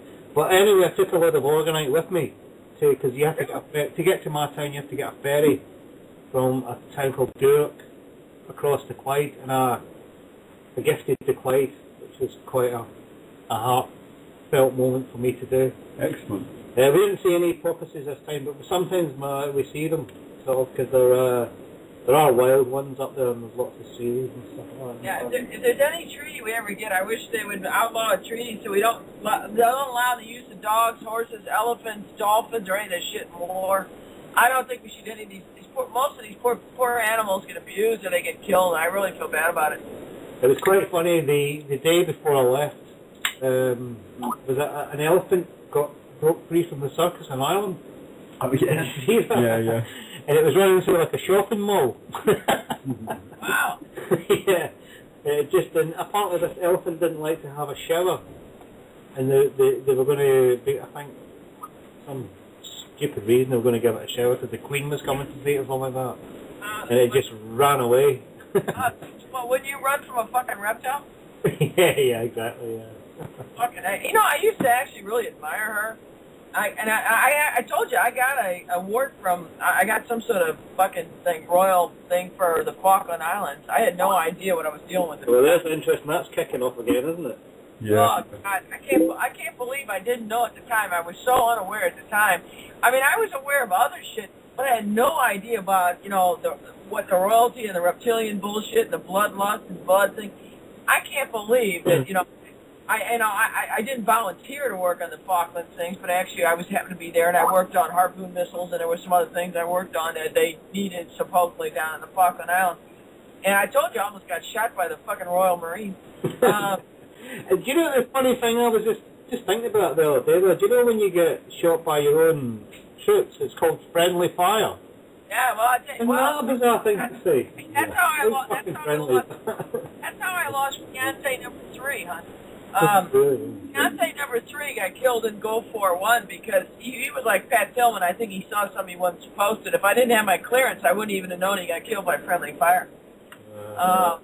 But yeah, I mean, I still remember, after they almost shot me at walking into the wrong place, and it's like, I got some sort of, I don't even know what it is. It's in my house someplace. It's not exactly a big thing for me to get medal, but it was like from the Royal something or other because I'd worked on the Falkland War, which I thought was really hilarious. It's like, that was a war? I mean, they actually... Apparently so. Apparently so, yeah. Well, I told you I got to meet Margaret Thatcher. She fucking gave it to me. She gave me my fucking medal. You got the punch and you didn't. At the time, here I was like, I was like, wow, I'm meeting Margaret Thatcher, the Iron Lady, and all this crap, and she's handing me this thing, and then you find, and actually I kind of liked her a little bit, but then I find out, the fucking Queen is a reptilian and all this shit, and I'm like going, holy shit. And then, I gave 2 lectures to Darth Cheney. I'm still wondering why I'm alive, frankly. I don't. You know what? The Queen of England is such a nobody. She's a nothing. She's not even a puppet. Okay, on our side of the pond, we used to hear about how she was out there right after the B-1s, the B-2s were bombing. That she didn't run away from London. She had the stiff upper lip. And she that wasn't the Queen. That wasn't the Queen. That was just some. That was her mother. That was her mother. The Queen mother. Young girl, because it was the one that took over after her father died in Africa. It was not the Queen Mom. This was, I remember seeing pictures, at least that's what they showed in the United States, of her. The Queen, I think they all did stay, actually. In the United States, they showed us pictures of the Queen. But they were Nazis. Yeah, Hitler gave personal orders that Buckingham Palace was not to be touched. Yeah. And well, we know that now, but I mean, my dad was over there, gonna, invade Germany and all this other crap. And it's like, at the time, we didn't realize when you get into the Windsors, they're all part of the same bankster, fascist gangsters, and they're all tied together. That, yeah, they were never a threat. They didn't come out when they were going to get bombed. They knew where they were at. And it was like, I remember, though, as a kid in America, we would see pictures of her stepping over rubble, like, wow, here's the brave new young queen who took over after her father died. Oh, I remember as a kid thinking the woman was a hero. Nah. Oh, I'm not kidding. When she handed me that medal after the Falkland War, I mean, I thought the Falkland War was a fucking joke. I knew why it was there. It's because there's a bunch of nuclear shit down there. There's a goddamn submarine base. And it was like, I'm like, well, fuck. Well, nobody knows why they're really fighting over this. And I'm like, this is crazy. And, they're sinking a battleship and everybody destroys it. It's one of the closest places that they can have a base that they can get to the Antarctic. Exactly. It's exactly. Well, there's a huge underground submarine base. There's a bunch of nuclear shit down there. There's a huge nuclear reactor on the Falkland Islands.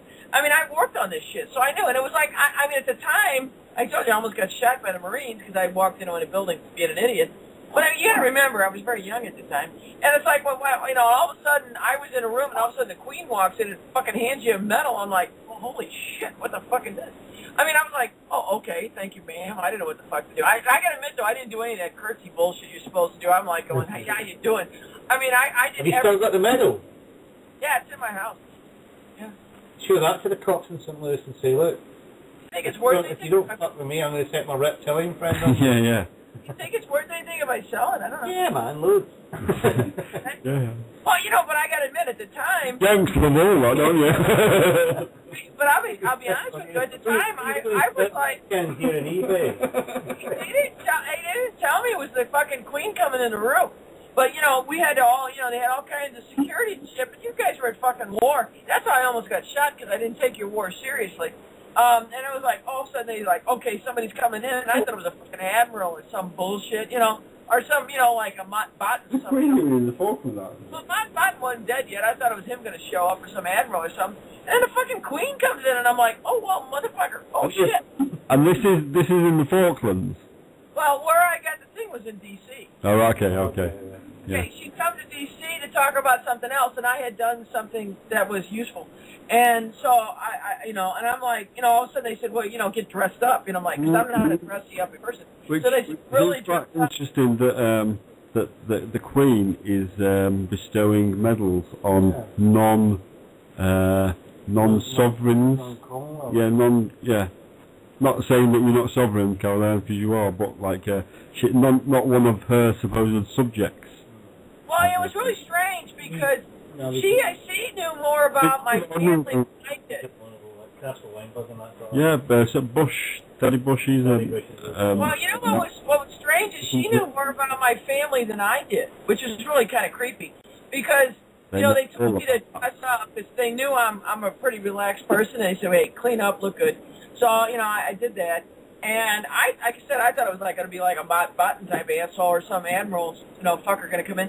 And I was in D.C. and I'm like, oh, now what? And I actually wanted to get home. I had stuff to do at home, and all of a sudden, here's the fucking Queen in the room, and obviously you recognize the bitch. You're like, holy shit, And I'm like trying to think of okay. And I'm like, well, I'm not going to curtsy to this bitch. I'm a United States citizen. I'm not going to curtsy to anybody. And so I didn't do anything you're supposed to do. And, she actually mentioned something. So I guess somebody had whispered in her ear. She goes, oh, I understand your, I guess it'd be my great-grandfather was a Buckingham Palace guard. And she said something else. I didn't even remember at the time. I was so nervous. I'm like, well, fuck, what is she doing here?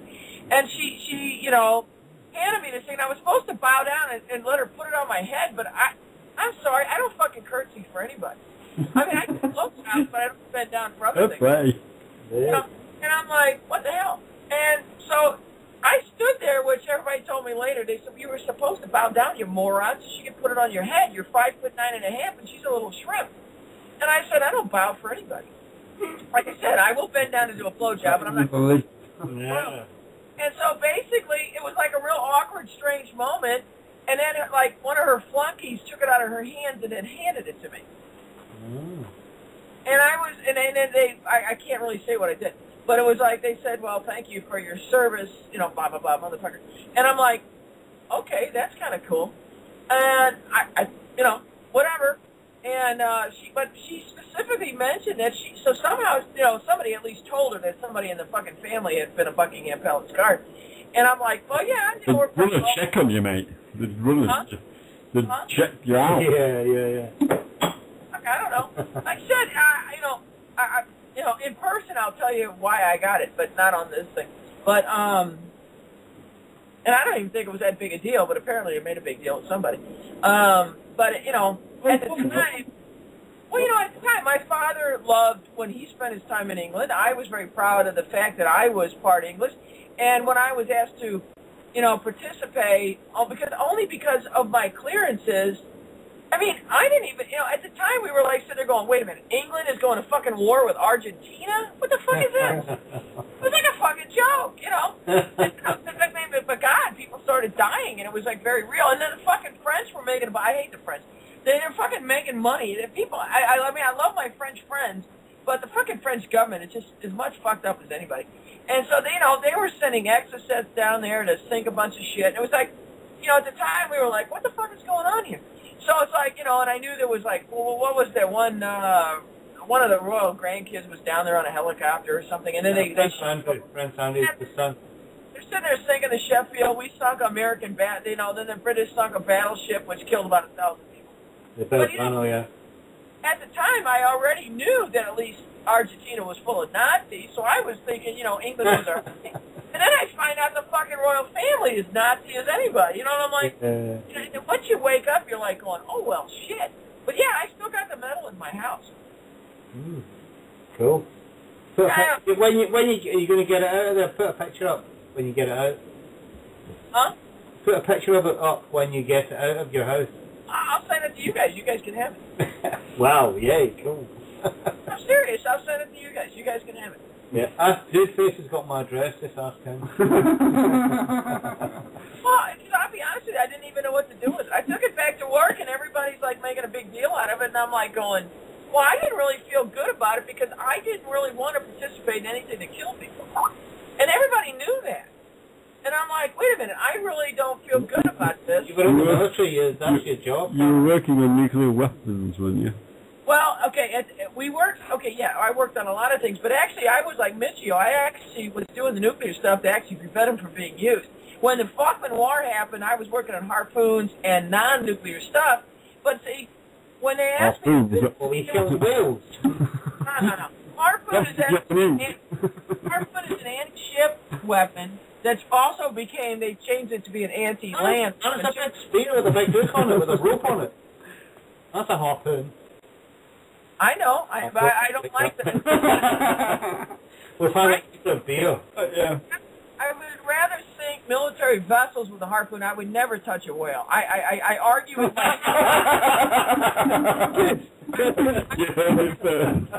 hate what the Norwegian and the Japanese still do to the whales, because I actually think the whales and the dolphins... the whales and the dolphins are 10 times smarter than we are.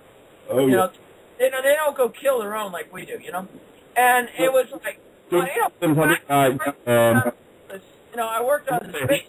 Huh? But, I mean, if you realize how much shit is in my basement, you would understand why they don't want me back in my house. Well. I hear a can opening. I'm resetting here, but I'm going to sort that all out for you next week. Don't worry about anything. And Amy Goodman is going to buy your house for $1. She's going to buy that for $1.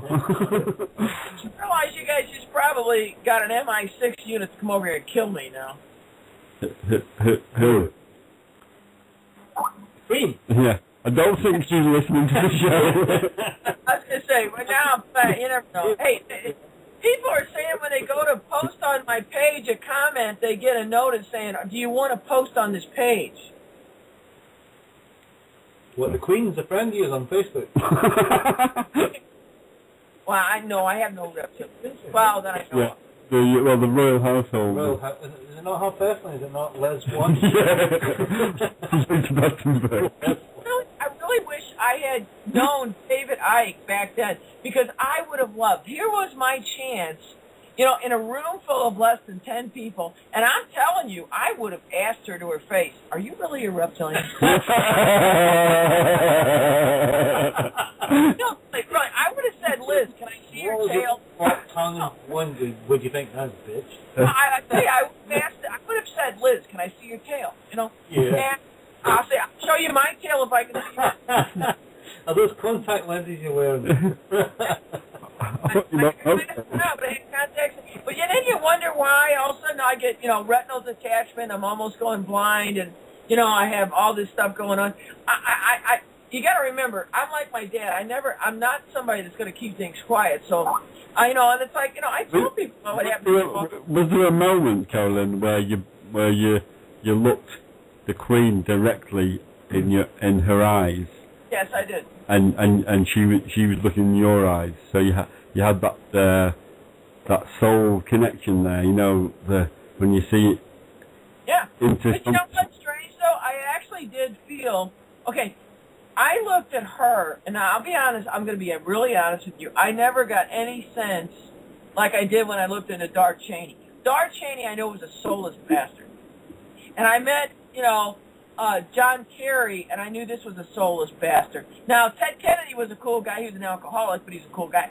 But when and now Clinton, he was a total dick. He was the guy you'd meet at the end of a bar, you walk away from because the guy's absolutely he's like a hound, you know. But when I met her, well, for one thing, it didn't last a long time. I'm going to be honest, it didn't last a long time.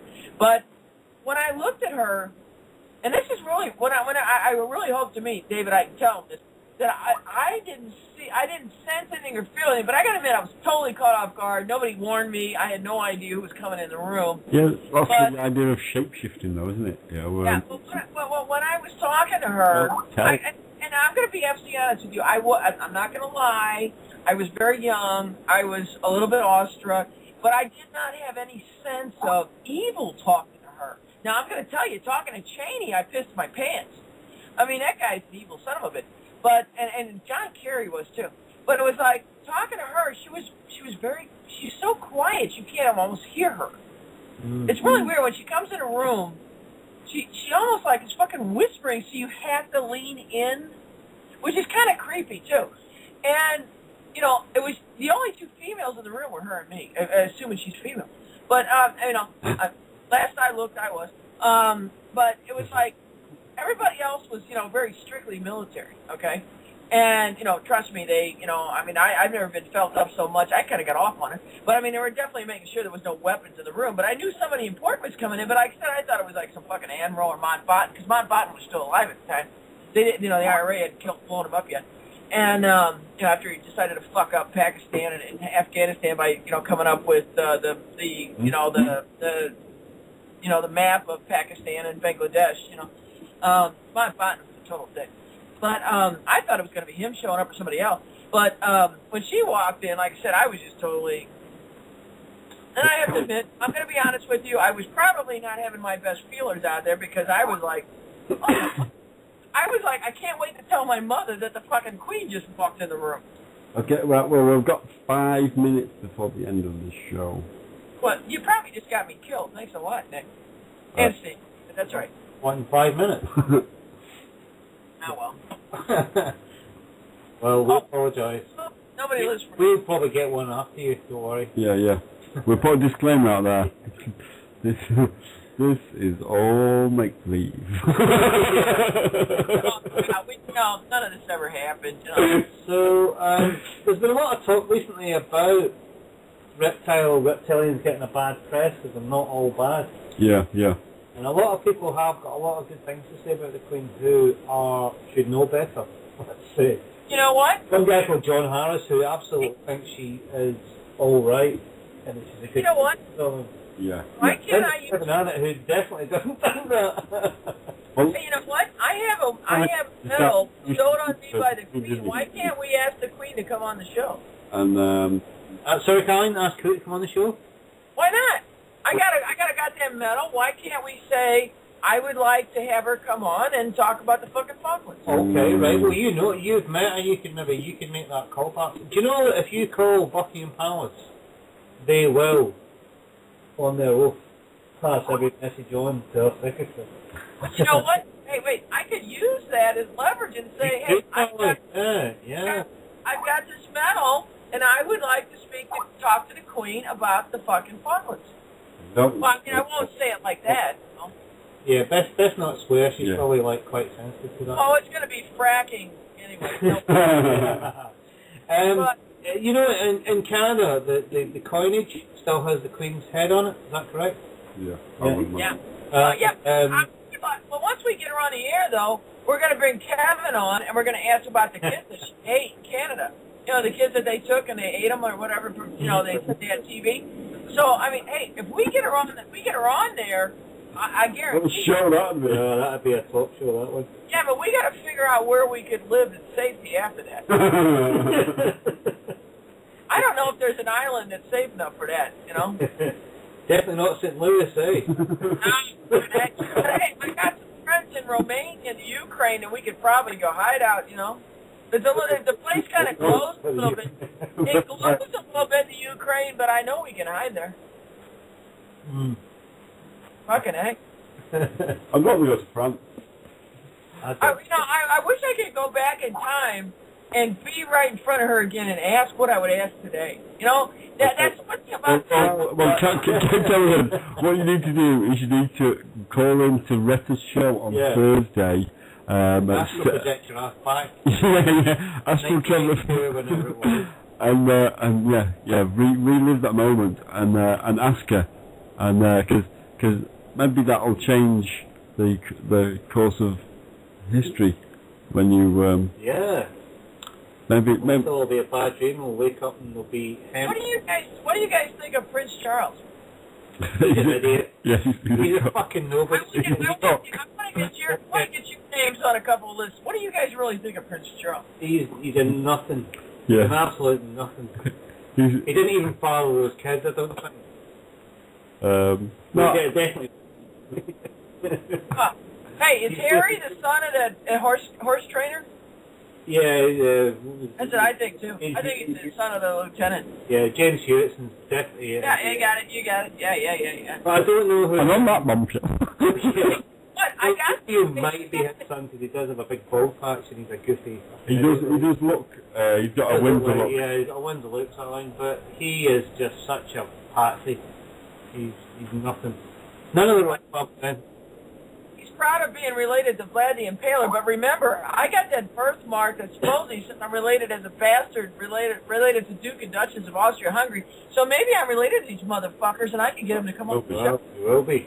For sure. The show's end, so thank you for everybody for listening. Yes. Tune in next week we've got Lucy Wyatt. And we've got the podcast coming up. And then Retta on Thursday. Yep.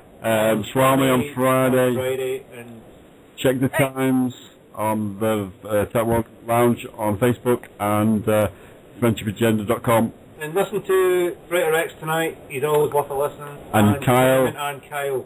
All good. On Oracle. Thank you for Hey, Nick and Steve, if I turn out to be reptilian, you got to promise to waste me. We will. Whatever you want, Caroline, it's yours. Take care, everybody, on the ride. See ya.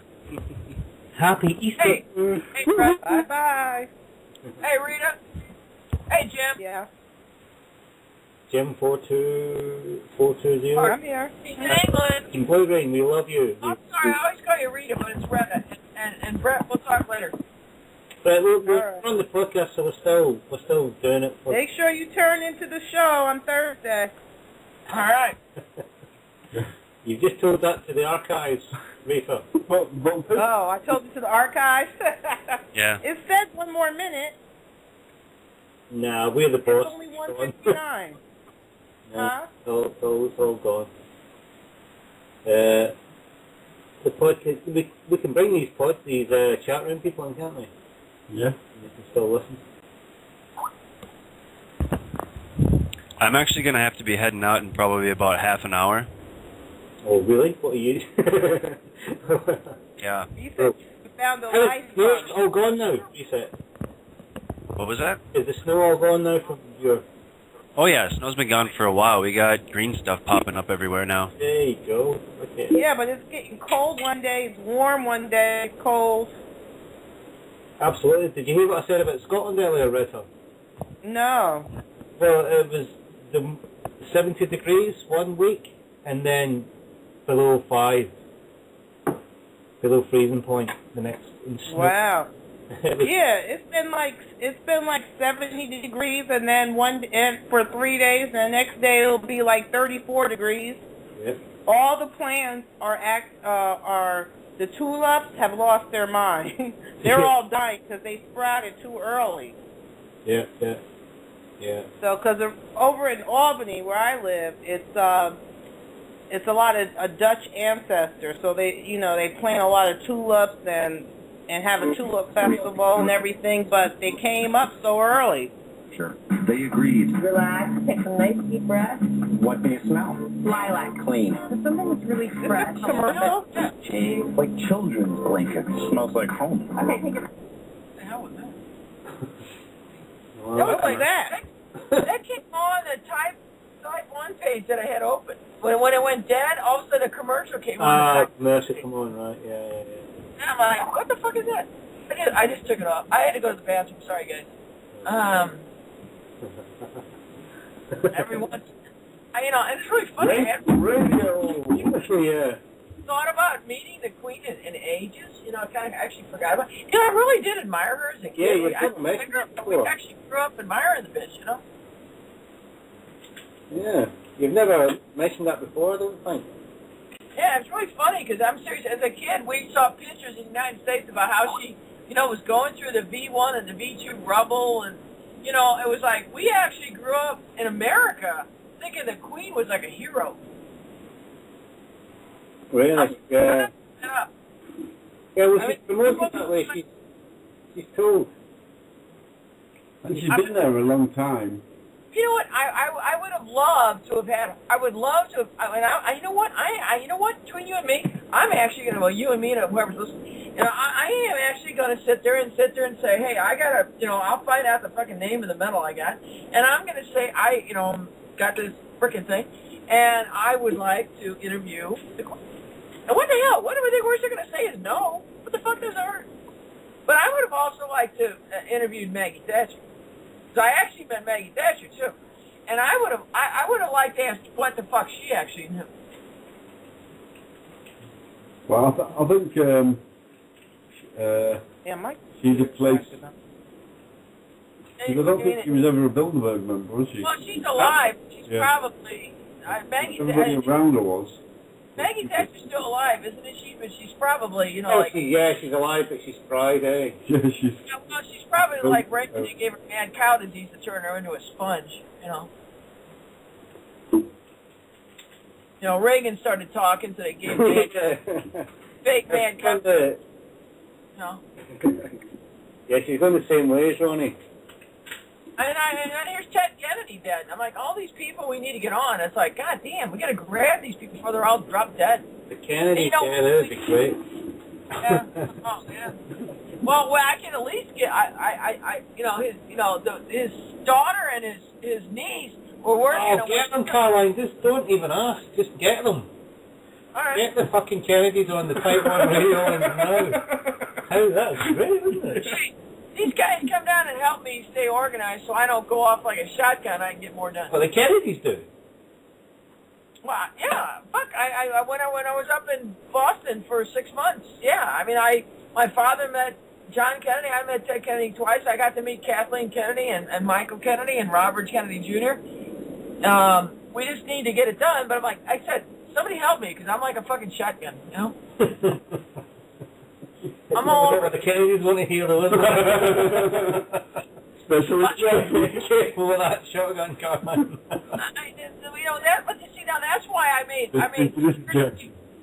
security people nervous all the time because I'm not the kind of person that you can control. So I'm like a fucking all over the place, Yeah. But it makes life. I've never had a bored day in my life. Yeah. Never. Not one fucking bored day yet. I've had a couple, but... No, I've never... honest to God, I've had a few tense days, I've had a couple stress days, I've had a couple of them where, I had a great step, I was in so stressed, but I've never been bored a single day in my life. I mean, God, there's just so much to get. Somebody else said that. It was, that guy next to your tunes. yes. Dave Kelso. Yeah. The other Type 1 charlatan. We gotta figure out what country we'll be safe in. I don't think there's any left, do you? Nah, well, we're all pretty much in doo-doo treak without a paddle. Yeah. But, that's what people say you should get out of Missouri. I'm like, well, fuck, every state's the same. I mean, there's different degrees, but it's like, yeah, if you want to go up to fucking North Dakota and freeze your ass off in 20 foot of snow every day, you could go do that. But it's like... I just wonder why there's not, why Hawaii's not overpopulated. I don't know. Well, because it costs so much to live there, everything has to be shipped there, so everything you buy is very expensive, and most of the land's bought, so all you can do is rent the land, which is very high, and what land does come available, the Japanese have been buying like crazy. I also heard that on Hawaii there's no organic stuff either, it's all genetically modified. Well, a mystery virus or fungus suddenly turned up one day. Well, sadly, they did a lot of experiments on Hawaii, which is, I think, a crime. But we don't ever go after the people that do real crimes. I mean, they use Hawaii for all kinds of experiments, which, that was one of the, that really was a paradise. And for whatever reason, they've used it for all kinds of GM experiments and all kinds of weapons tests, and you know, I don't know why these people. Well, let's face it. If there is a hell, these cocksuckers are going to hell. But they, for whatever reason, our government has allowed this stuff to happen because some of the worst possible experiments happened in Hawaii.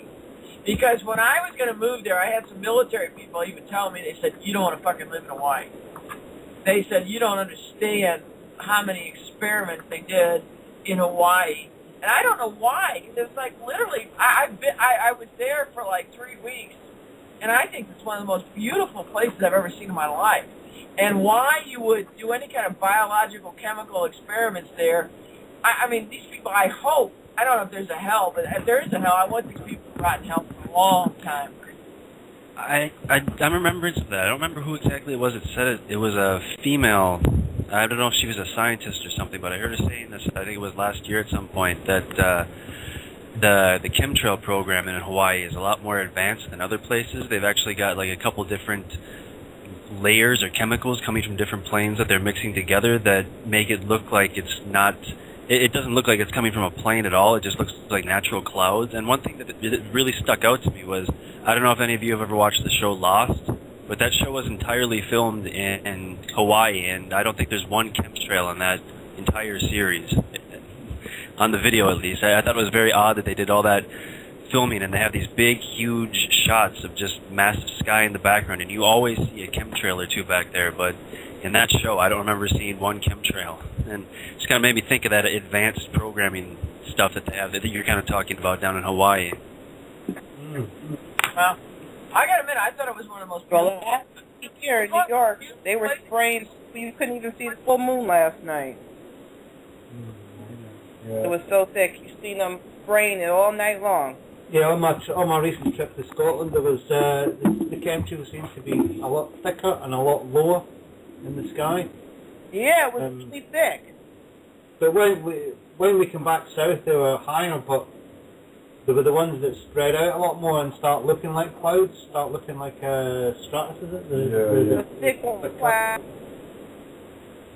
But I couldn't even see the moon. Yeah, I mean, usually you can see the full moon. You know, it was so covered you couldn't even see the moon. And I wondered why they did that, because, you know, last night was the full moon. So it just made me think, oh, the night before the moon was out with no problem, you could see it, but all of a sudden last night they had it covered up. Nasty business. I didn't understand. When Max he films now? In a couple of weeks. Because he's got some new chemtrail information. He said on Finney's show that he's watched it and he was like, is this a bit too harsh? It's too harsh, yeah. Will people like be freaked out by this? Well, yeah, well they are. I mean, those who watch it will be. You know, there's a lot of people who are still, like when I was talking to Blue Green the other day, we were just sort of looking at each other saying, you know, we're just two people. And there's so many more people out there who need to know about this stuff, but they just refuse to acknowledge that there's anything wrong. You know, they're just thinking everything's fine, don't worry. Stockholm syndrome. Yeah. Stockholm syndrome. Well, that's what they do. They put fluid in the water and they bury them in the sky, and they'll just, you know. Hey, We can always soldier on and try and do our best. By the way, Steve, you guys got to get on Facebook. I've been posting a lot of cool stuff, but right now, I think I'm probably going to plunge about 3,000 friends because people are absolutely freaking out, going, "You're a fucking reptilian? What the fuck? What?" Yeah, that's all right. I'm going to have a lot of room, so any new friends want to join, let me know. Hey, Carolyn, can you maybe set up a second Facebook page? Facebook is telling me to do a bunch of shit. And, Yeah. all right. Okay, there's 3 people going to have a Facebook radio show, and I'm going to be one of the 3. A Facebook radio show? Yeah. Yeah, we've got one on the right, haven't we? And that's going to include Type 1 and 1. And I haven't told a lot of people that yet, because it's like one more fucking thing I got to learn how to do, you know? I'm like, oh, well, great. I got nothing else to fucking do. I'm fighting for my fucking house. I'm trying to fucking do this. I'm trying to buy land. I'm trying to get 3 patents through the patent office. I got nothing fucking else to do. I'll just, do another fucking thing. But I'll learn how to do it. But I got contacted by Facebook, and they wanted to know they're going to have 3 beta-tested radio things, and I was asked if I wanted to be one of the 3. Ooh. I said, well, fucking, tell me what you want me to do, Have you set your price? Have you said, yes, that'll cost you... No. But see, that's why these guys to come down here. I'm not a money person. I'm like... Regardless of whether or not you're a money person, they are. They are. That's why I need to play down here. Because, see, I get off on... I'm going to go off on these other subjects because I'm dealing with Carol Rosen about trying to get this treaty, and she wanted me to help me get, 5 or 6 different other countries. I'm trying to get Chavez to see her. She wanted me to go meet with Putin, and I'm like, I don't want to go meet with Putin right now. I want to do this. Yeah. You really think I want to go fucking... busy with a Type 1 radio. I mean, I fucking go to an airport, I'm going to probably get, like a colostomy. I'm like, are you kidding me? I'm not going to have some, I'm not going to get roto-rooter to go to visit this guy in Putin, who's a fucking KGB guy. And I'm like, no. If I'm going to ever go to the Soviet Union, I'll be on a tramp steamer, and nobody's going to know my name, and I'm going to be working in the bowels of the ship or something. Like Hey, does Putin know that you put out the fire at Chernobyl? What? Does Putin know that you flew through the fire at Chernobyl? I heard about me flying. I flew 5 times. Who knows? Putin? He has to know because I was there using my real passport, which is my passport picture, which is the picture on my Facebook page. That's the same fucking passport I used then. And it was like, they have to know because when I was in the Soviet Union, okay, they asked me to defect. They sent me a man the first night, and I'm like, no, I'm here. I don't want to get involved in anything that's going to cause any problems. So then the very next night, they sent a hot woman. I'm like, well, let's get those 2 people together. But then I was like, oh, menage a trois. But it was like, no, I'm like, I can't do this. And I'm like, Were you on Black Ops in Ukraine then? When I was invited to go to the Soviet Union, there's about 20 women that went, okay, and they contacted me, and there had to be a whole bunch of people that cleared it because of what I worked on at the time, and they came up with a fake resume, and before I left, they came to my house, the fucking useless piece of shit FBI, came to my house, scared the shit out of my mom, and I wasn't home yet, and they waited for me to come home, and they said, okay, the Soviet Union has your real resume, and I said, well, I figured they would, they're not stupid. I mean, I work at McDonnell Douglas, you guys created a fake resume. Well, and they said, well, you don't have to go if you don't want to, and I said, well, fuck you people, I'm going anyway.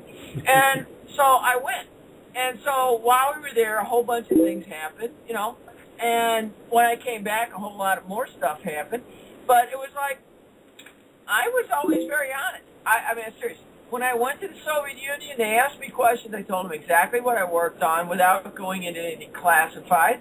I told them who I am. I said, you want my fucking fingerprints? You got it. I said, you want my fucking retinal scan? You got it. It's fucking, here I am. I'm not lying.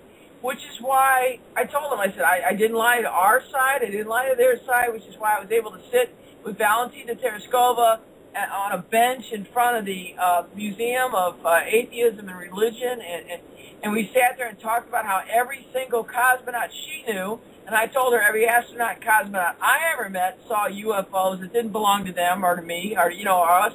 And I said, yeah, there's something fucking going on. So, I'm sitting there talking to her.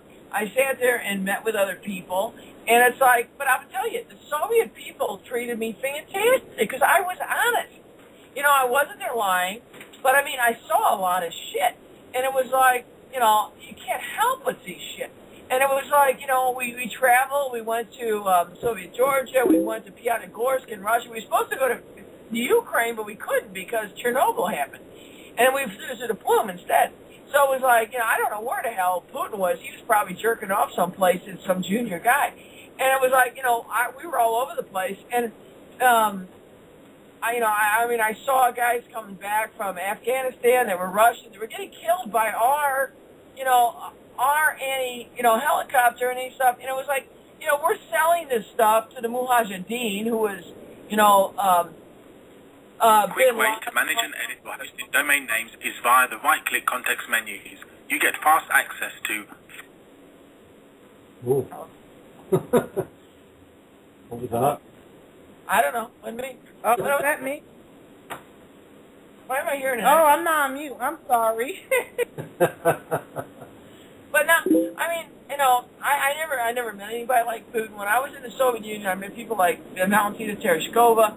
We went and I got to see the eye surgery they were doing in some places, and I actually got to see what they were doing with computers for their teenagers and high school kids. And I said I went all over the place, but I mean I never lied, which is they told me, which was really stupid. But I said no. This is who I am.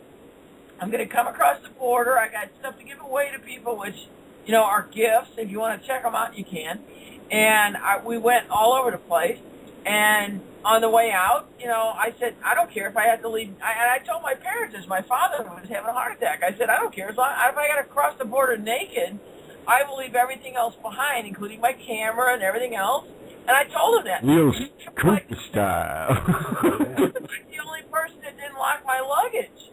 And then they still fuck with the lock. I said, I left it unlocked. I said, you don't have to break the fucking lock when I leave it unlocked, you dickhead. And it's like, they even went so far as to, break open my alarm clock. And I said, you cocksuckers, I like that clock, you bastards. I took that everywhere. And I said, it's a fucking alarm clock. But they took it apart and left it on the desk when I got back to my room. And I said, I need a fucking new clock. But when I got back to the United States, somebody else in the United States bought me one. But I'm like, well, fuck this. I wouldn't take that clock because I thought, well, that fucking clock's probably got something in it. And I'm like, I like the clock I took because it was just something. I'm a hard person to wake up when I don't sleep a lot, but when I finally sleep, it's hard. I'm like sleep from the dead. You can't wake me up. And I'm like, oh shit. And it's like, but I mean, I actually would do everything wrong. When I would go there, they would tell me we had these meetings planned. I would just get dressed in my jeans and shit and literally walk out. And I would go talk to Soviets. My Russian had gotten good enough that I could, I could communicate. So it was like, because I'd heard it my whole life as a kid. And I was like, I would sit there and go out on the street. And I mean, I had these people going fucking nuts trying to find me. Because I would just go talk to people. And we had a refusnik, a Jewish gal that wanted to, donate money from her synagogue in New York to refusniks. And I said, you can't do that alone, hon. You're going to get killed. So her and I went. We had 15 KGB motherfuckers following us. And I'm like, I even told them, I said, just let her give the money from her Jewish synagogue to this, Moscow synagogue. It has nothing to do with politics. She's just, supporting her religion. And so they backed off. And the poor bastard in Moscow, he's trying to tell her, you're going to get me killed. You're going to get my family killed. What are you, fucking nuts? And she's like, no, I brought this money from, New York and from fellow Jewish people to support you. And he's like going, please leave. And I'm having to tell her, you're going to get this poor bastard, brought to a basement someplace. Leave him alone. Okay. And, oh, yeah. And then, when I was in Tbilisi, Georgia, my God, I got to talk to, they actually said, is that near Atlanta? Huh? Is that quite near Atlanta? I'm sorry, am I rambling too much? Just a little bit. I'm sorry. No, I was enjoying it. I was enjoying the... Well, I wanted to ask Steve a question. Steve, you appear to have come back from Scotland with an interesting item in your garden. You have an angel. I have an angel, yeah. From the Da Vinci Code? From the Da Vinci Code, exactly. Yeah. Tell us about this. Well, I have a family member who works as a prop master, and he works for Ron Howard. Okay. As his prop master, amongst other people. He's worked on a lot of films, and he gave a bunch of these angels to my mum, and she hates them. And she asked, would I like one? And Chick said yes, she would. So we brought it all the way back from Scotland to here. It's Rosalind Chapel. Yeah. They're replicas of Cleveland Chapel's angels. And the ISIS one. Excellent. The ISIS, aren't they? Yeah. The ones that go either side of ISIS. Yeah. So we now have this in our possession, which is it's not, unfortunately, it's not an original. It's a plus. And it's not real gold either. No, it looks quite nice though. Yeah, it's beautiful. Yeah. I'm really glad we got one. It was funny because cousin gave these to the family, and everybody hates them because they look like creepy sort of what's it called? What? Cherub? Do you remember the Doctor Who episode? Oh yes. Yeah, everybody hates them because of that. They think if they blink, the angels will take them away. Yeah. Oh, I didn't think about that. But that's the excuse. But yeah, no. But we're wondering because we have a friend who works for my cousin, although she's never met him because he studies the scripts and gets and commissions these things to be made. And Vicky works for him, sort of thing. So we're wondering if she actually made it, because that's the sort of thing that she would be. Because what we did, they went to Rosalind Church and they covered everything in latex, sold it off to make the moulds for them. And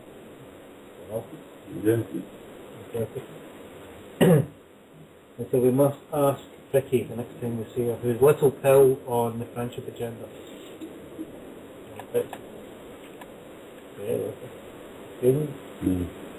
Sorry, Nick and I are just looking at a picture of said angel, which no doubt Nick will put on. Check out the. What's that? That's the organite. Oh wow! Hanging there on some magnets, magnetic to the ceiling. Oh, is that the magnets you got it? Yeah. Sorry guys, we're just looking at a picture of Very good. Great radio. So if you want to see these angels, Nick will post them on... and I'll post... I've uploaded the Bluetooth, the videos of my time at Amberley. Yes, my little Moganite being suspended magnetically from the roof of Howard's car whilst driving around, which was quite interesting. Yeah, very interesting. I must get some straps or some. I was thinking of getting some hemp string. Have you seen this sign? This sign, it was from Dorset. Yeah. This must have been on a bridge. Any persons willfully injuring any part of this county bridge will be guilty of felony and, upon conviction, liable to be transported for life. Transported for life? Yeah, for damaging a bridge. Not just for Christmas? Not just for Christmas. And then there's a little note below. It says, until the 1930s, for such minor offences, people were hanged and transported to probably Australia and places like that. Yeah. Damaging bridges? Yeah. Bridges are energy developers over water, aren't they? Ah. So they break the flow. Yeah. Although, this new information that's come to light on water flowing is it's not always a good thing for you. Although water breaking causes negative ions, we need. Yeah. So, good feelings. Breaking water, apparently, when water's flowing it's bad, but when it's breaking it's good. So waterfalls are good. And living by the coast where you get breakers. There you go, stuff. Yeah. I've always loved surf music.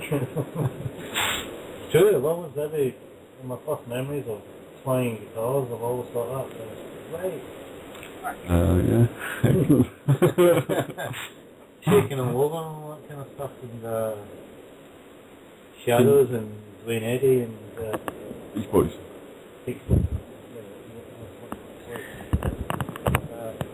like playing.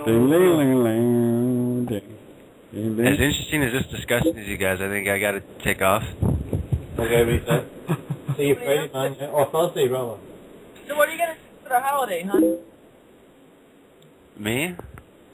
Yeah. There might be some volleyball going on if the weather stays a little warmer. Huh? I love volleyball. I'm about to go do some disc golf right now. I kind of wish we were doing that tomorrow, but volleyball is on the schedule for tomorrow. I think volleyball is cool. I think we need to build a disc golf course on the sanctuary. You want a golf course? What? Disc golf. You've not heard of disc golf, I assume? You mean like a frisbee? Yeah, sort of. That's amazing. I'm going to take you on at that one day. Reset. Disc golf, Yeah? I'm going to fly out to Minnesota and give you a game. Right on. I'm all about okay, that.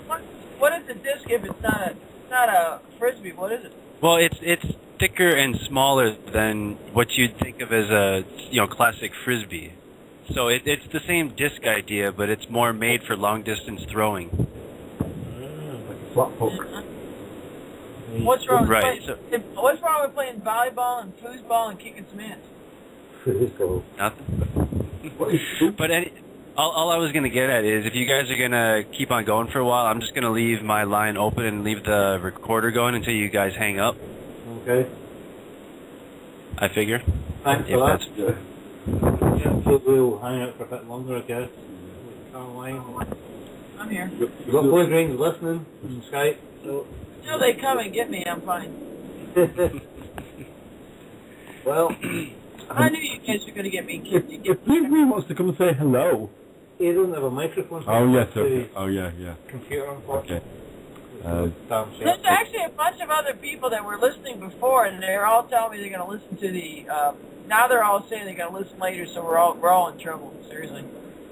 I didn't realize there were. It was actually a lot of Facebook people listening. Believe it or not.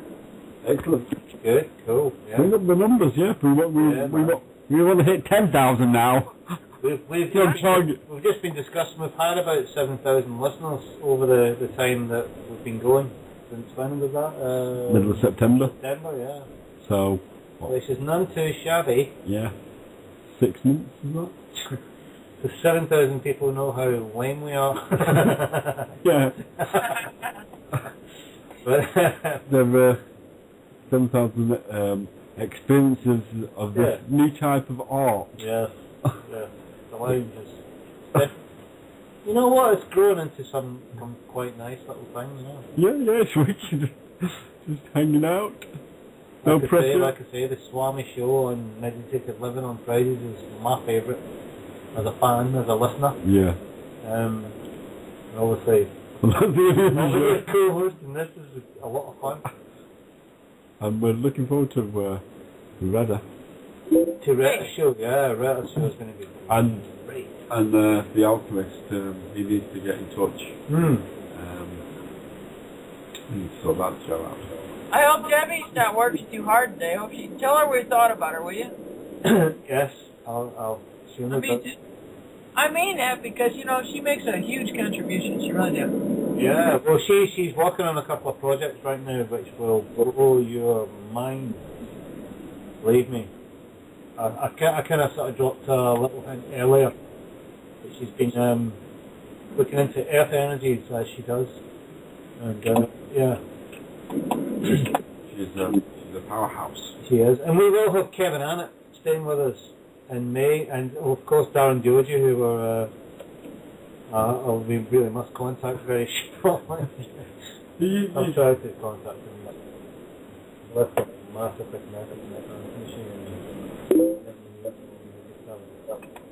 we were supposed to talk on the Friday that I was leaving, and he So Darren, if you're listening, mate, we are going to seriously reschedule you for another time. Yeah, so Kevin will be good. Yeah, Kevin will be here with us in the middle of May. He's doing a talk here. He's also going to the Vatican to occupy the Vatican, which should be interesting. So let's hope he comes here first. the chances are I won't get out of that. I watched Mission Impossible 2 because I was watching a lot of television in Scotland. And Mission Impossible 3 was on. Have you ever seen that? Cruise. The guy, funnily enough, they've got this bioweapon. Oh, Chimera one. Which is called the White Rabbit. Right. Right, good name for a bioweapon, yeah. And is that the one where the girl gets injected with? No. Is it Tally Newton? No. She gets Philip Hoffman. Was it? Philip Seymour Hoffman. Yeah, Philip Seymour Hoffman. He's the baddie, he's the arm dealer. And they get injected up the nose with a microchip, which is an explosive. Yeah, quite explosive. And gets it up the nose as well. But they go and they kidnap Robert Hoffman. What's his name? Seymour Hoffman. Philip Seymour Hoffman. But they kidnap him from the van. And it's very, very amusing. Because Tom Cruise sort of jumps over the wall like you do. Like the good Scientologist do. Yeah, fucking Christians. Fucking Catholics. He's got like a jumpsuit on, and he whips the jumpsuit off, and he's got a Jesuit suit on underneath it. When he goes into the toilet, it's just great. He goes into the catechism past all the guys who are operating the world from there. Yeah. And he's got a dummy head of Philip Seymour Hoffman, and they get a little voice recognition chip, and when they put the mask on, they like them, and they actually kidnap him from the toilet or the Vatican. It's fucking hilarious. And so Tom Cruise is cruising the toilet in the Vatican, yeah. His mate tastes like crap, just take the grill off the ventilation shaft and drag him through and all that.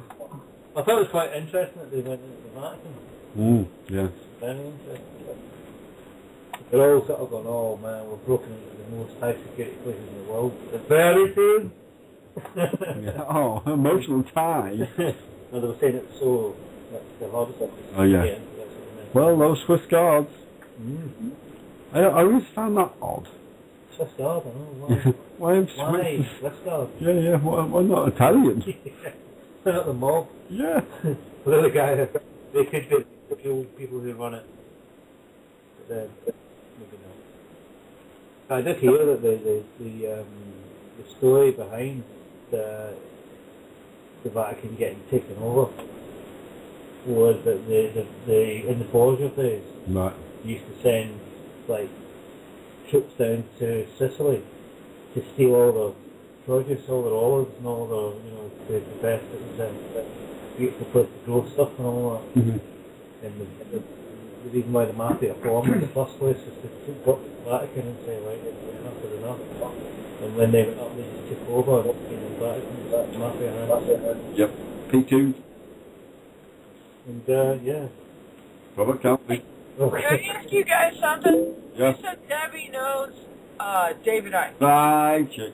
Five Chick has met David Icke a couple of times. She was one of the first people to take him seriously and went on a couple of retreats with him. Don't die over it. Alright. Yeah, she's not been in touch with him for a long time. I was going to say, what would it take? I'm trying to approach David Icke, because I would like to talk to David Icke. You'd like to get in David Icke's pants? Yes. I would like to have David Icke. We live not far from where he lives as well. Yeah, he's not very approachable these days. Yeah. The Isle of, whatever it is, whatever it is. How do you pronounce it? Isle of Wight? Isle of Wight, yeah. Okay. That's not that far from Brighton? No. So I got to move to Brighton. Well, you're better off moving to the Isle of Wight. Yeah. Or Portsmouth. I'll move to Brighton. I don't care. Yeah, no, you're welcome in Brighton, but David Icke's not going to be... I don't care. Partly, he's not so accessible as he wants, because don't forget, this was 20-odd years ago when Flajcik did this, and he was glad that anybody took him seriously, because he was really put down badly on TV over here. And yeah, but can we get him on the show? I would love to have him on the show, yeah, but Nick books all the guests, so it's over him really. Do you think Fychek has any chance to?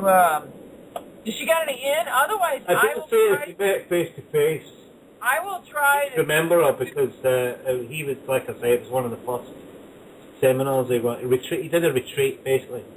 And it was like a 4-day thing, and they were all there at this big state home.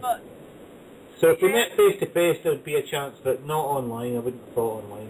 Well, just ask her if she doesn't have a way. I'm gonna. I mean, that is one of my bucket list things I got to do.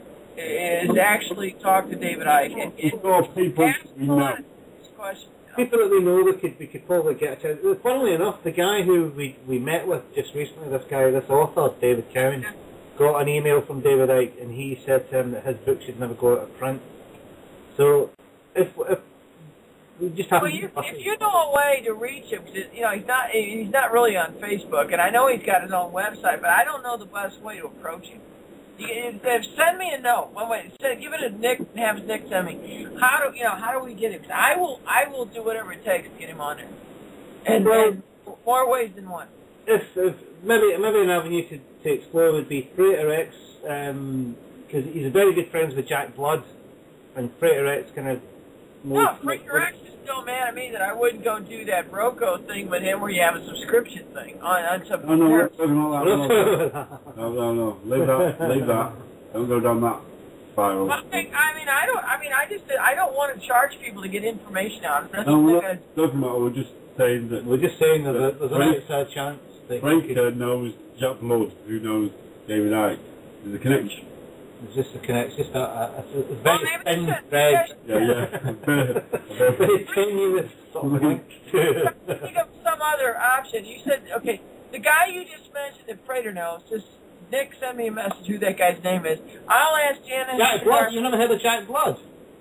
On Oracle. He's on. Well, he used to be. There's like five guys named Jack Blood that do stuff on the radio. I don't know which guy this guy is, but I mean, I don't know. I'm Jack Blood from Texas. Well, I'll just okay. You got the accent, I'll try that. But I mean, I'll ask Janice Sharp. Maybe she's approached him because, frankly, he ought to be helping her too to get her kid out of that problem. I mean, the kid's got enough problem with Asperger's. It's been almost 10 years. So maybe I can. Actually, Gary's doing really well to stay in the country because the TV Shack guy from Scotland, they've already extradited him, haven't they? Yeah, they've already got somebody else off. And they've also got the Peter Tegan, the guy. Yeah, definitely. But they've changed the laws daily on extradition. They just say you're a terrorist and that's it. Yeah, but I think what Gary found is what they wanted somebody to found. I mean, these PCs that he got into they didn't even have their standard password set up that when you first buy your PC you would set up. And that's just not normal procedures with any kind of classified area. I think what he found is what they wanted somebody to find, and that's why they won't end the thing because they still want to make it look like what he found was important when it really wasn't. And they don't care if they destroy his life and hers. Because, she had stuff on Broadway. This woman had her own future she could have got into. And then, they destroyed her future, too, not just his, I mean, it's been going on for a goddamn decade. So what's Janice's story? She wants to come on, but she's afraid to. Well, she's afraid to rock the boat. But, I mean, I think I can get her on, but we might have to... I've asked her to come on. She said that she'd come on in November. She was a bit... I got her on Coast to Coast, and I got some other American people to do it. Her lawyer is telling her not to do any more shows because they're saying, well, don't rock the boat. Yeah, well, that's the lawyers. That's lawyers saying that, yeah. They're definitely not on our side. Yeah. They're on the Crown They side. belong to the court. Their first duty is, their only duty is to the court. Well, that's like the lawyers I got here. I mean, they're That's every lawyer, unfortunately. All the lawyers, they're in a pampered, shielded position, and they don't want to lose their particular place because their kids and their grandkids and nieces and nephews all get to, they all get to go to school for nothing, and they get to become judges and all the other shit. But I will ask her again. I know she's very disappointed because she really thought that the last guy was going to do something, and then she thought Hillary was going to help her, and I told her that was a joke. I said Hillary's not going to do shit, and then she thought Boo was going to do shit. And I said, my God, this guy is nothing but he was raised as a CIA operative, probably an MK Ultra kid. I said if his only option in life is he's either going to retire to a $200 million book deal, or they're going to blow his brains out and bring in Hillary and martial law. So I mean, this guy's still a joke, and she still was believing in the political system, and I was like saying, no, trust me, hon, that's not going to happen. But anyway, she still has Elton John, Sting, all these people with names, which is probably what's also shielding her a little bit too, and that these guys really have made some publicity about it, Where if she was just like a regular flunky, if she was you, me, or any of us listening now, we'd be dead by now. Oh yeah. I mean, they would have probably, if it was one of us, poor Gary would have committed suicide a long time ago, unofficially. You know what I mean? Somebody would have come in and made it look like Gary committed suicide, especially since he has Asperger, and they would have just said, oh, well, he couldn't handle the stress and be dead. But because, the spotlight had stayed on Gary, and because she actually was a very accomplished person on her own right, on your version of the Broadway stage, the London stage, I think that's what's actually kept him alive. Because otherwise, they probably would have just dusted him a long time ago. Yeah, it's an interesting case for sure. And frankly, I don't even know if I believe what he saw, because, everybody knows there's always been an alternative space program. And yes, there's, because mold was something the United States had, the Russians had another one. And I still believe that, Jim Mars and Peter Levenda and Joseph Farrell are right, that there really was a Fourth Reich, and it does exist. And I do believe, like, that the spaceships that supposedly flew over the D.C. in 1952 were probably Nazi. And I actually do believe the thing in Roswell was probably Nazi. And, I mean, I didn't believe this 5 years ago until you start looking into it, and you're like going, God, these son of a bitches really were working on this. And then you find out about the bell and all this stuff. I mean, and I still, on the other hand, I still believe in ETs, which I do believe there's a whole bunch of things, because I've seen enough proof myself from NSA satellite pictures that there is a lot of life in the upper atmosphere, just like there's life in the bottom of the oceans, because there's a lot of energy up there. So there are certain things that you see that, lights that blink and everything else, that some of that is actually life that's up there that's actually using the gamma radiation, and plus the sparks and spikes that go up from, our own atmospheric thing. Any form of energy, some life form will exploit. So the upper atmosphere is full of life, which they're never going to tell us, because I don't know why. It's want us to believe that we're grounded on the ground. But it's like, I know there's other life forms, because I've seen so much pictures myself that were satellite images, and I've talked to cosmonauts and astronauts that that isn't ours, that's not yours, it belongs to somebody else. And some of these things are clearly, real things. Okay, now like I said, the life forms are a little bit more ethereal, but some of these things, I don't know, they could be time-dimensional shift, they could be multiverse shifts, they can be something from literally Pleiades, they can be something from, these other, galaxies, they can be something from the moon, because I actually do believe that Ike and other people are right. The moon, the whole moon itself is beyond explanation. It should not exist the way it does. And it's like, obviously there was life on Mars before, and I saw so many things when I was working on, and I was dealing with these people that dealt with all this stuff, that everybody knew there was water on the moon. There was a slight atmosphere on the moon. There was a lot more oxygen and methane on Mars. There's water on Mars. And I knew this, and it's like, you sit there going, why are they lying about this? It's like, I cannot wait. It's like the day before I die, I would love to have carte blanche to go up to these people and just shake the shit out of them and say, what the fuck? Why did you keep lying to people?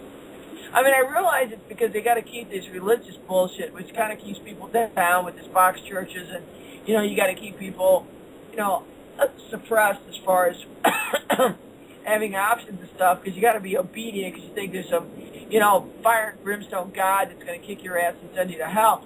But it's like, there's so much stuff that you get when you get in. You get these clearances and you get these bits and pieces of stuff. It's literally maddening because you're like going, wait a minute, why don't we get to learn this stuff? That's why seriously, we got to get the shit out of my basement. We got there's some files down there we got to get out of. I tell you, a guy who I would love to get on, I'm sure he will oblige as well, is Wayne Herschel. He's got some really, really good stuff going on at the moment. He's got his Facebook page is back up. Wayne's a good friend of mine. He's got a lot of cool stuff. He's got Wayne Herschel too, but his original's back up. Hey, you know what? I didn't think about it. You want to talk to him? I can get him on. Yeah. I'm sure I could get it on myself. But if we like doing like a pincer movement. That's what I mean. You guys have got to help me because I can get Wayne Herschel, I can get the other guys, but like I said, I'm doing all this other stuff, so you got to stay on. I'm just going to pester you like fuck now. But I'm saying you got to stay on. I will. Chicago. Yeah. Chicago. I don't let up either. Alright. Yeah, because I will get distracted off with other stories and shit. So, I'm going to go off and, we'll start working on some other shit. Because I'm still working on the 9.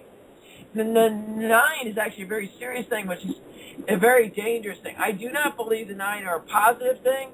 And I've talked to Carol. I think the 9 are very positive at all. I agree. They're involved with the killing of Kennedy. And that's why now, like Carol Sue Rosen, she believes the 9 were good. So does Richard Hoagland and his wife, but I don't. If they're involved at all with the killing of Kennedy, I can't see at all that these are the positive entities. No, Frank goes on about the 9. He doesn't reckon that they're up to good. No, Spielberg one, wasn't he? Aye. That's why you guys just gotta keep just go off on all this shit. Is Spielberg got the new thing out soon? What are you gonna do for the weekend? Anything exciting? Well, like I say, I'm working because I've already had a week off. And I'm working tomorrow as well, and bank holiday Monday. Wow. But this week, Carolyn, I had to go to watch David Essex. Did you? Yeah. What? Show and All the Fun of the Fair. All the Fun of the Fair, yeah, I've seen that. Musical. That would be awesome. That really would be. Steve, can I ask you what you do? I work in. I can convert people's houses for disabled youth. Like if you I take the bath out of your house and put a shower in, so you can move your wheelchair in there. Like a wet room. I know that exactly. I've taken care of a lot of people. I know exactly what you're talking about. Yeah, I'm a construction worker, but I do for NHS, if you know what I mean. But you know what? I want you to keep doing it. I want you guys to actually look into the fact that if we start making this temp stuff, I want you guys to figure out a way that we can make them there too. Also, you know what I mean? We're working together so we all can make enough money that we all have the toys that we need to get online and do all this stuff. I think the best person to talk to about that is Howard, because he wants a little, quite like a small holding, but if he could, he'd have a massive thing. Why don't you Skype me, and I don't care if you have Howard on, Steve, Deb, whatever you want to do. You just contact me and we'll talk about it. Because I want to get this out to as many people as possible. We're helping people. But we're also, there's going to be enough money here, too, that people can get employed, too. You know? And we're going to be helping people. So, there's nothing negative about this. I mean, if you're just going into it for being greedy, I worry about that. But this is something that's actually going to help a lot of people. Yeah, we will do. So, you hook me up at Howard whenever it's a good time for you guys, okay? Okay, we'll do that. I trust you on that. And like I said, as far as I'm concerned, you guys are awesome. So anything I do, you guys there, you, Steve, and Jack. And I'm serious about badgering you as well. You know what? I I won't be... Roger all day. Nick, I won't be offended. I actually need that. So I will not be offended. But as far as I'm concerned, you... Good. You and Steve and Fychek, no matter what happens... The Scotsman in me. No, I liked it. And I actually need that, too. Seriously. And like I said, you three guys there, and whatever buddies you want, too, are also included in all this stuff. So I want you to know that, too. I'm not going to do anything without including you guys. All right? Cool. So I actually consider you guys are awesome with what you've been doing. I mean, you guys created Type 1 Radio. Awesome.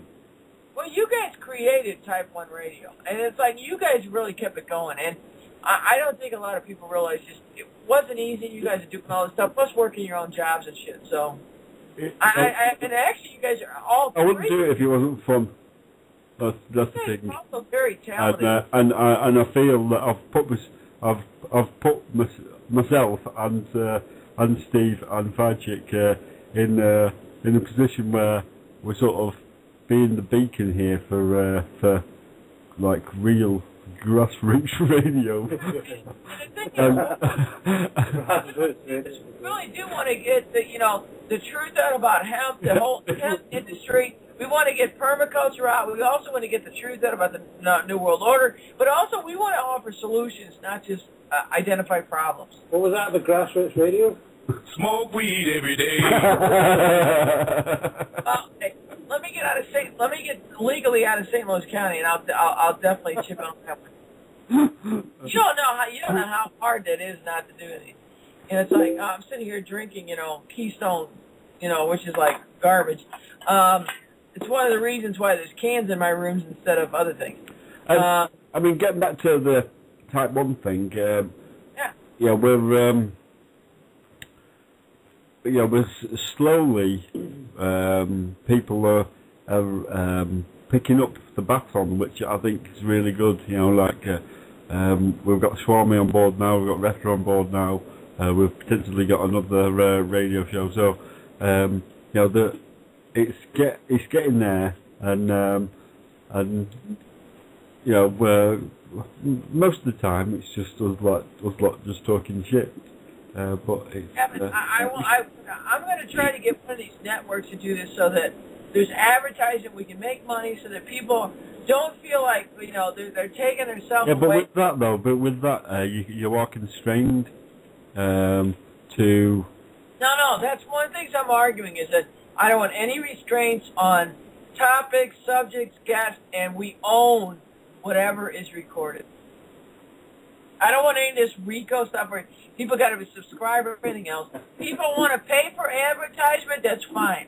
But who we interview, the questions we ask, and any recordings made belong to us, and we can put them on whatever website, our Facebook pages, our websites, whatever. Well, I mean, at the moment, I would have thought that Blog Talk have got some sort of ownership over what's going on with Type 1 radio. I would think Well, let's face I mean, I was just looking through the amount of Blog Talk shows, and there is literally thousands of them. Millions of them. Yeah, and so it gets shows. Oh, Yeah.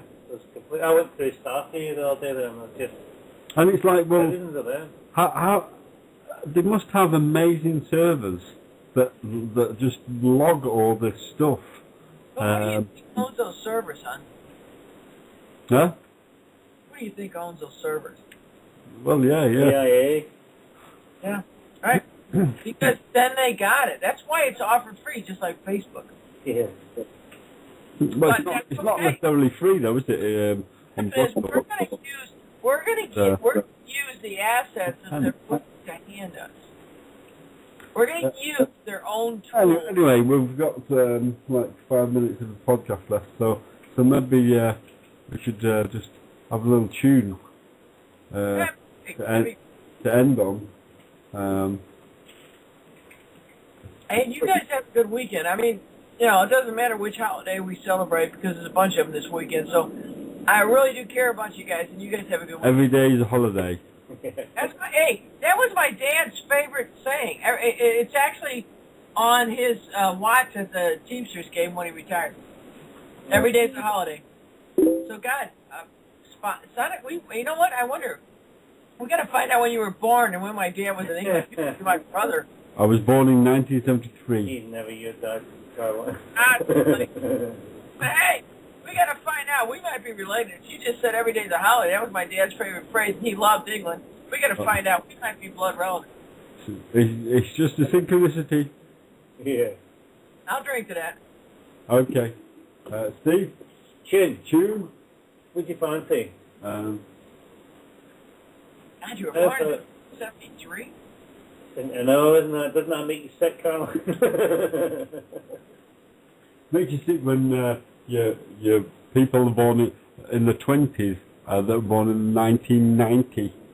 Hey, when you're immortal, these things mean nothing. Exactly, So, how much time was it left? We've got like 2 minutes or something. Right, well, Radiohead's out of the question now. How about the better band? Yeah? Yeah. Okay, that's the better band. Goodbye, everybody. Bye. Bye, folks. Bye, Carlos.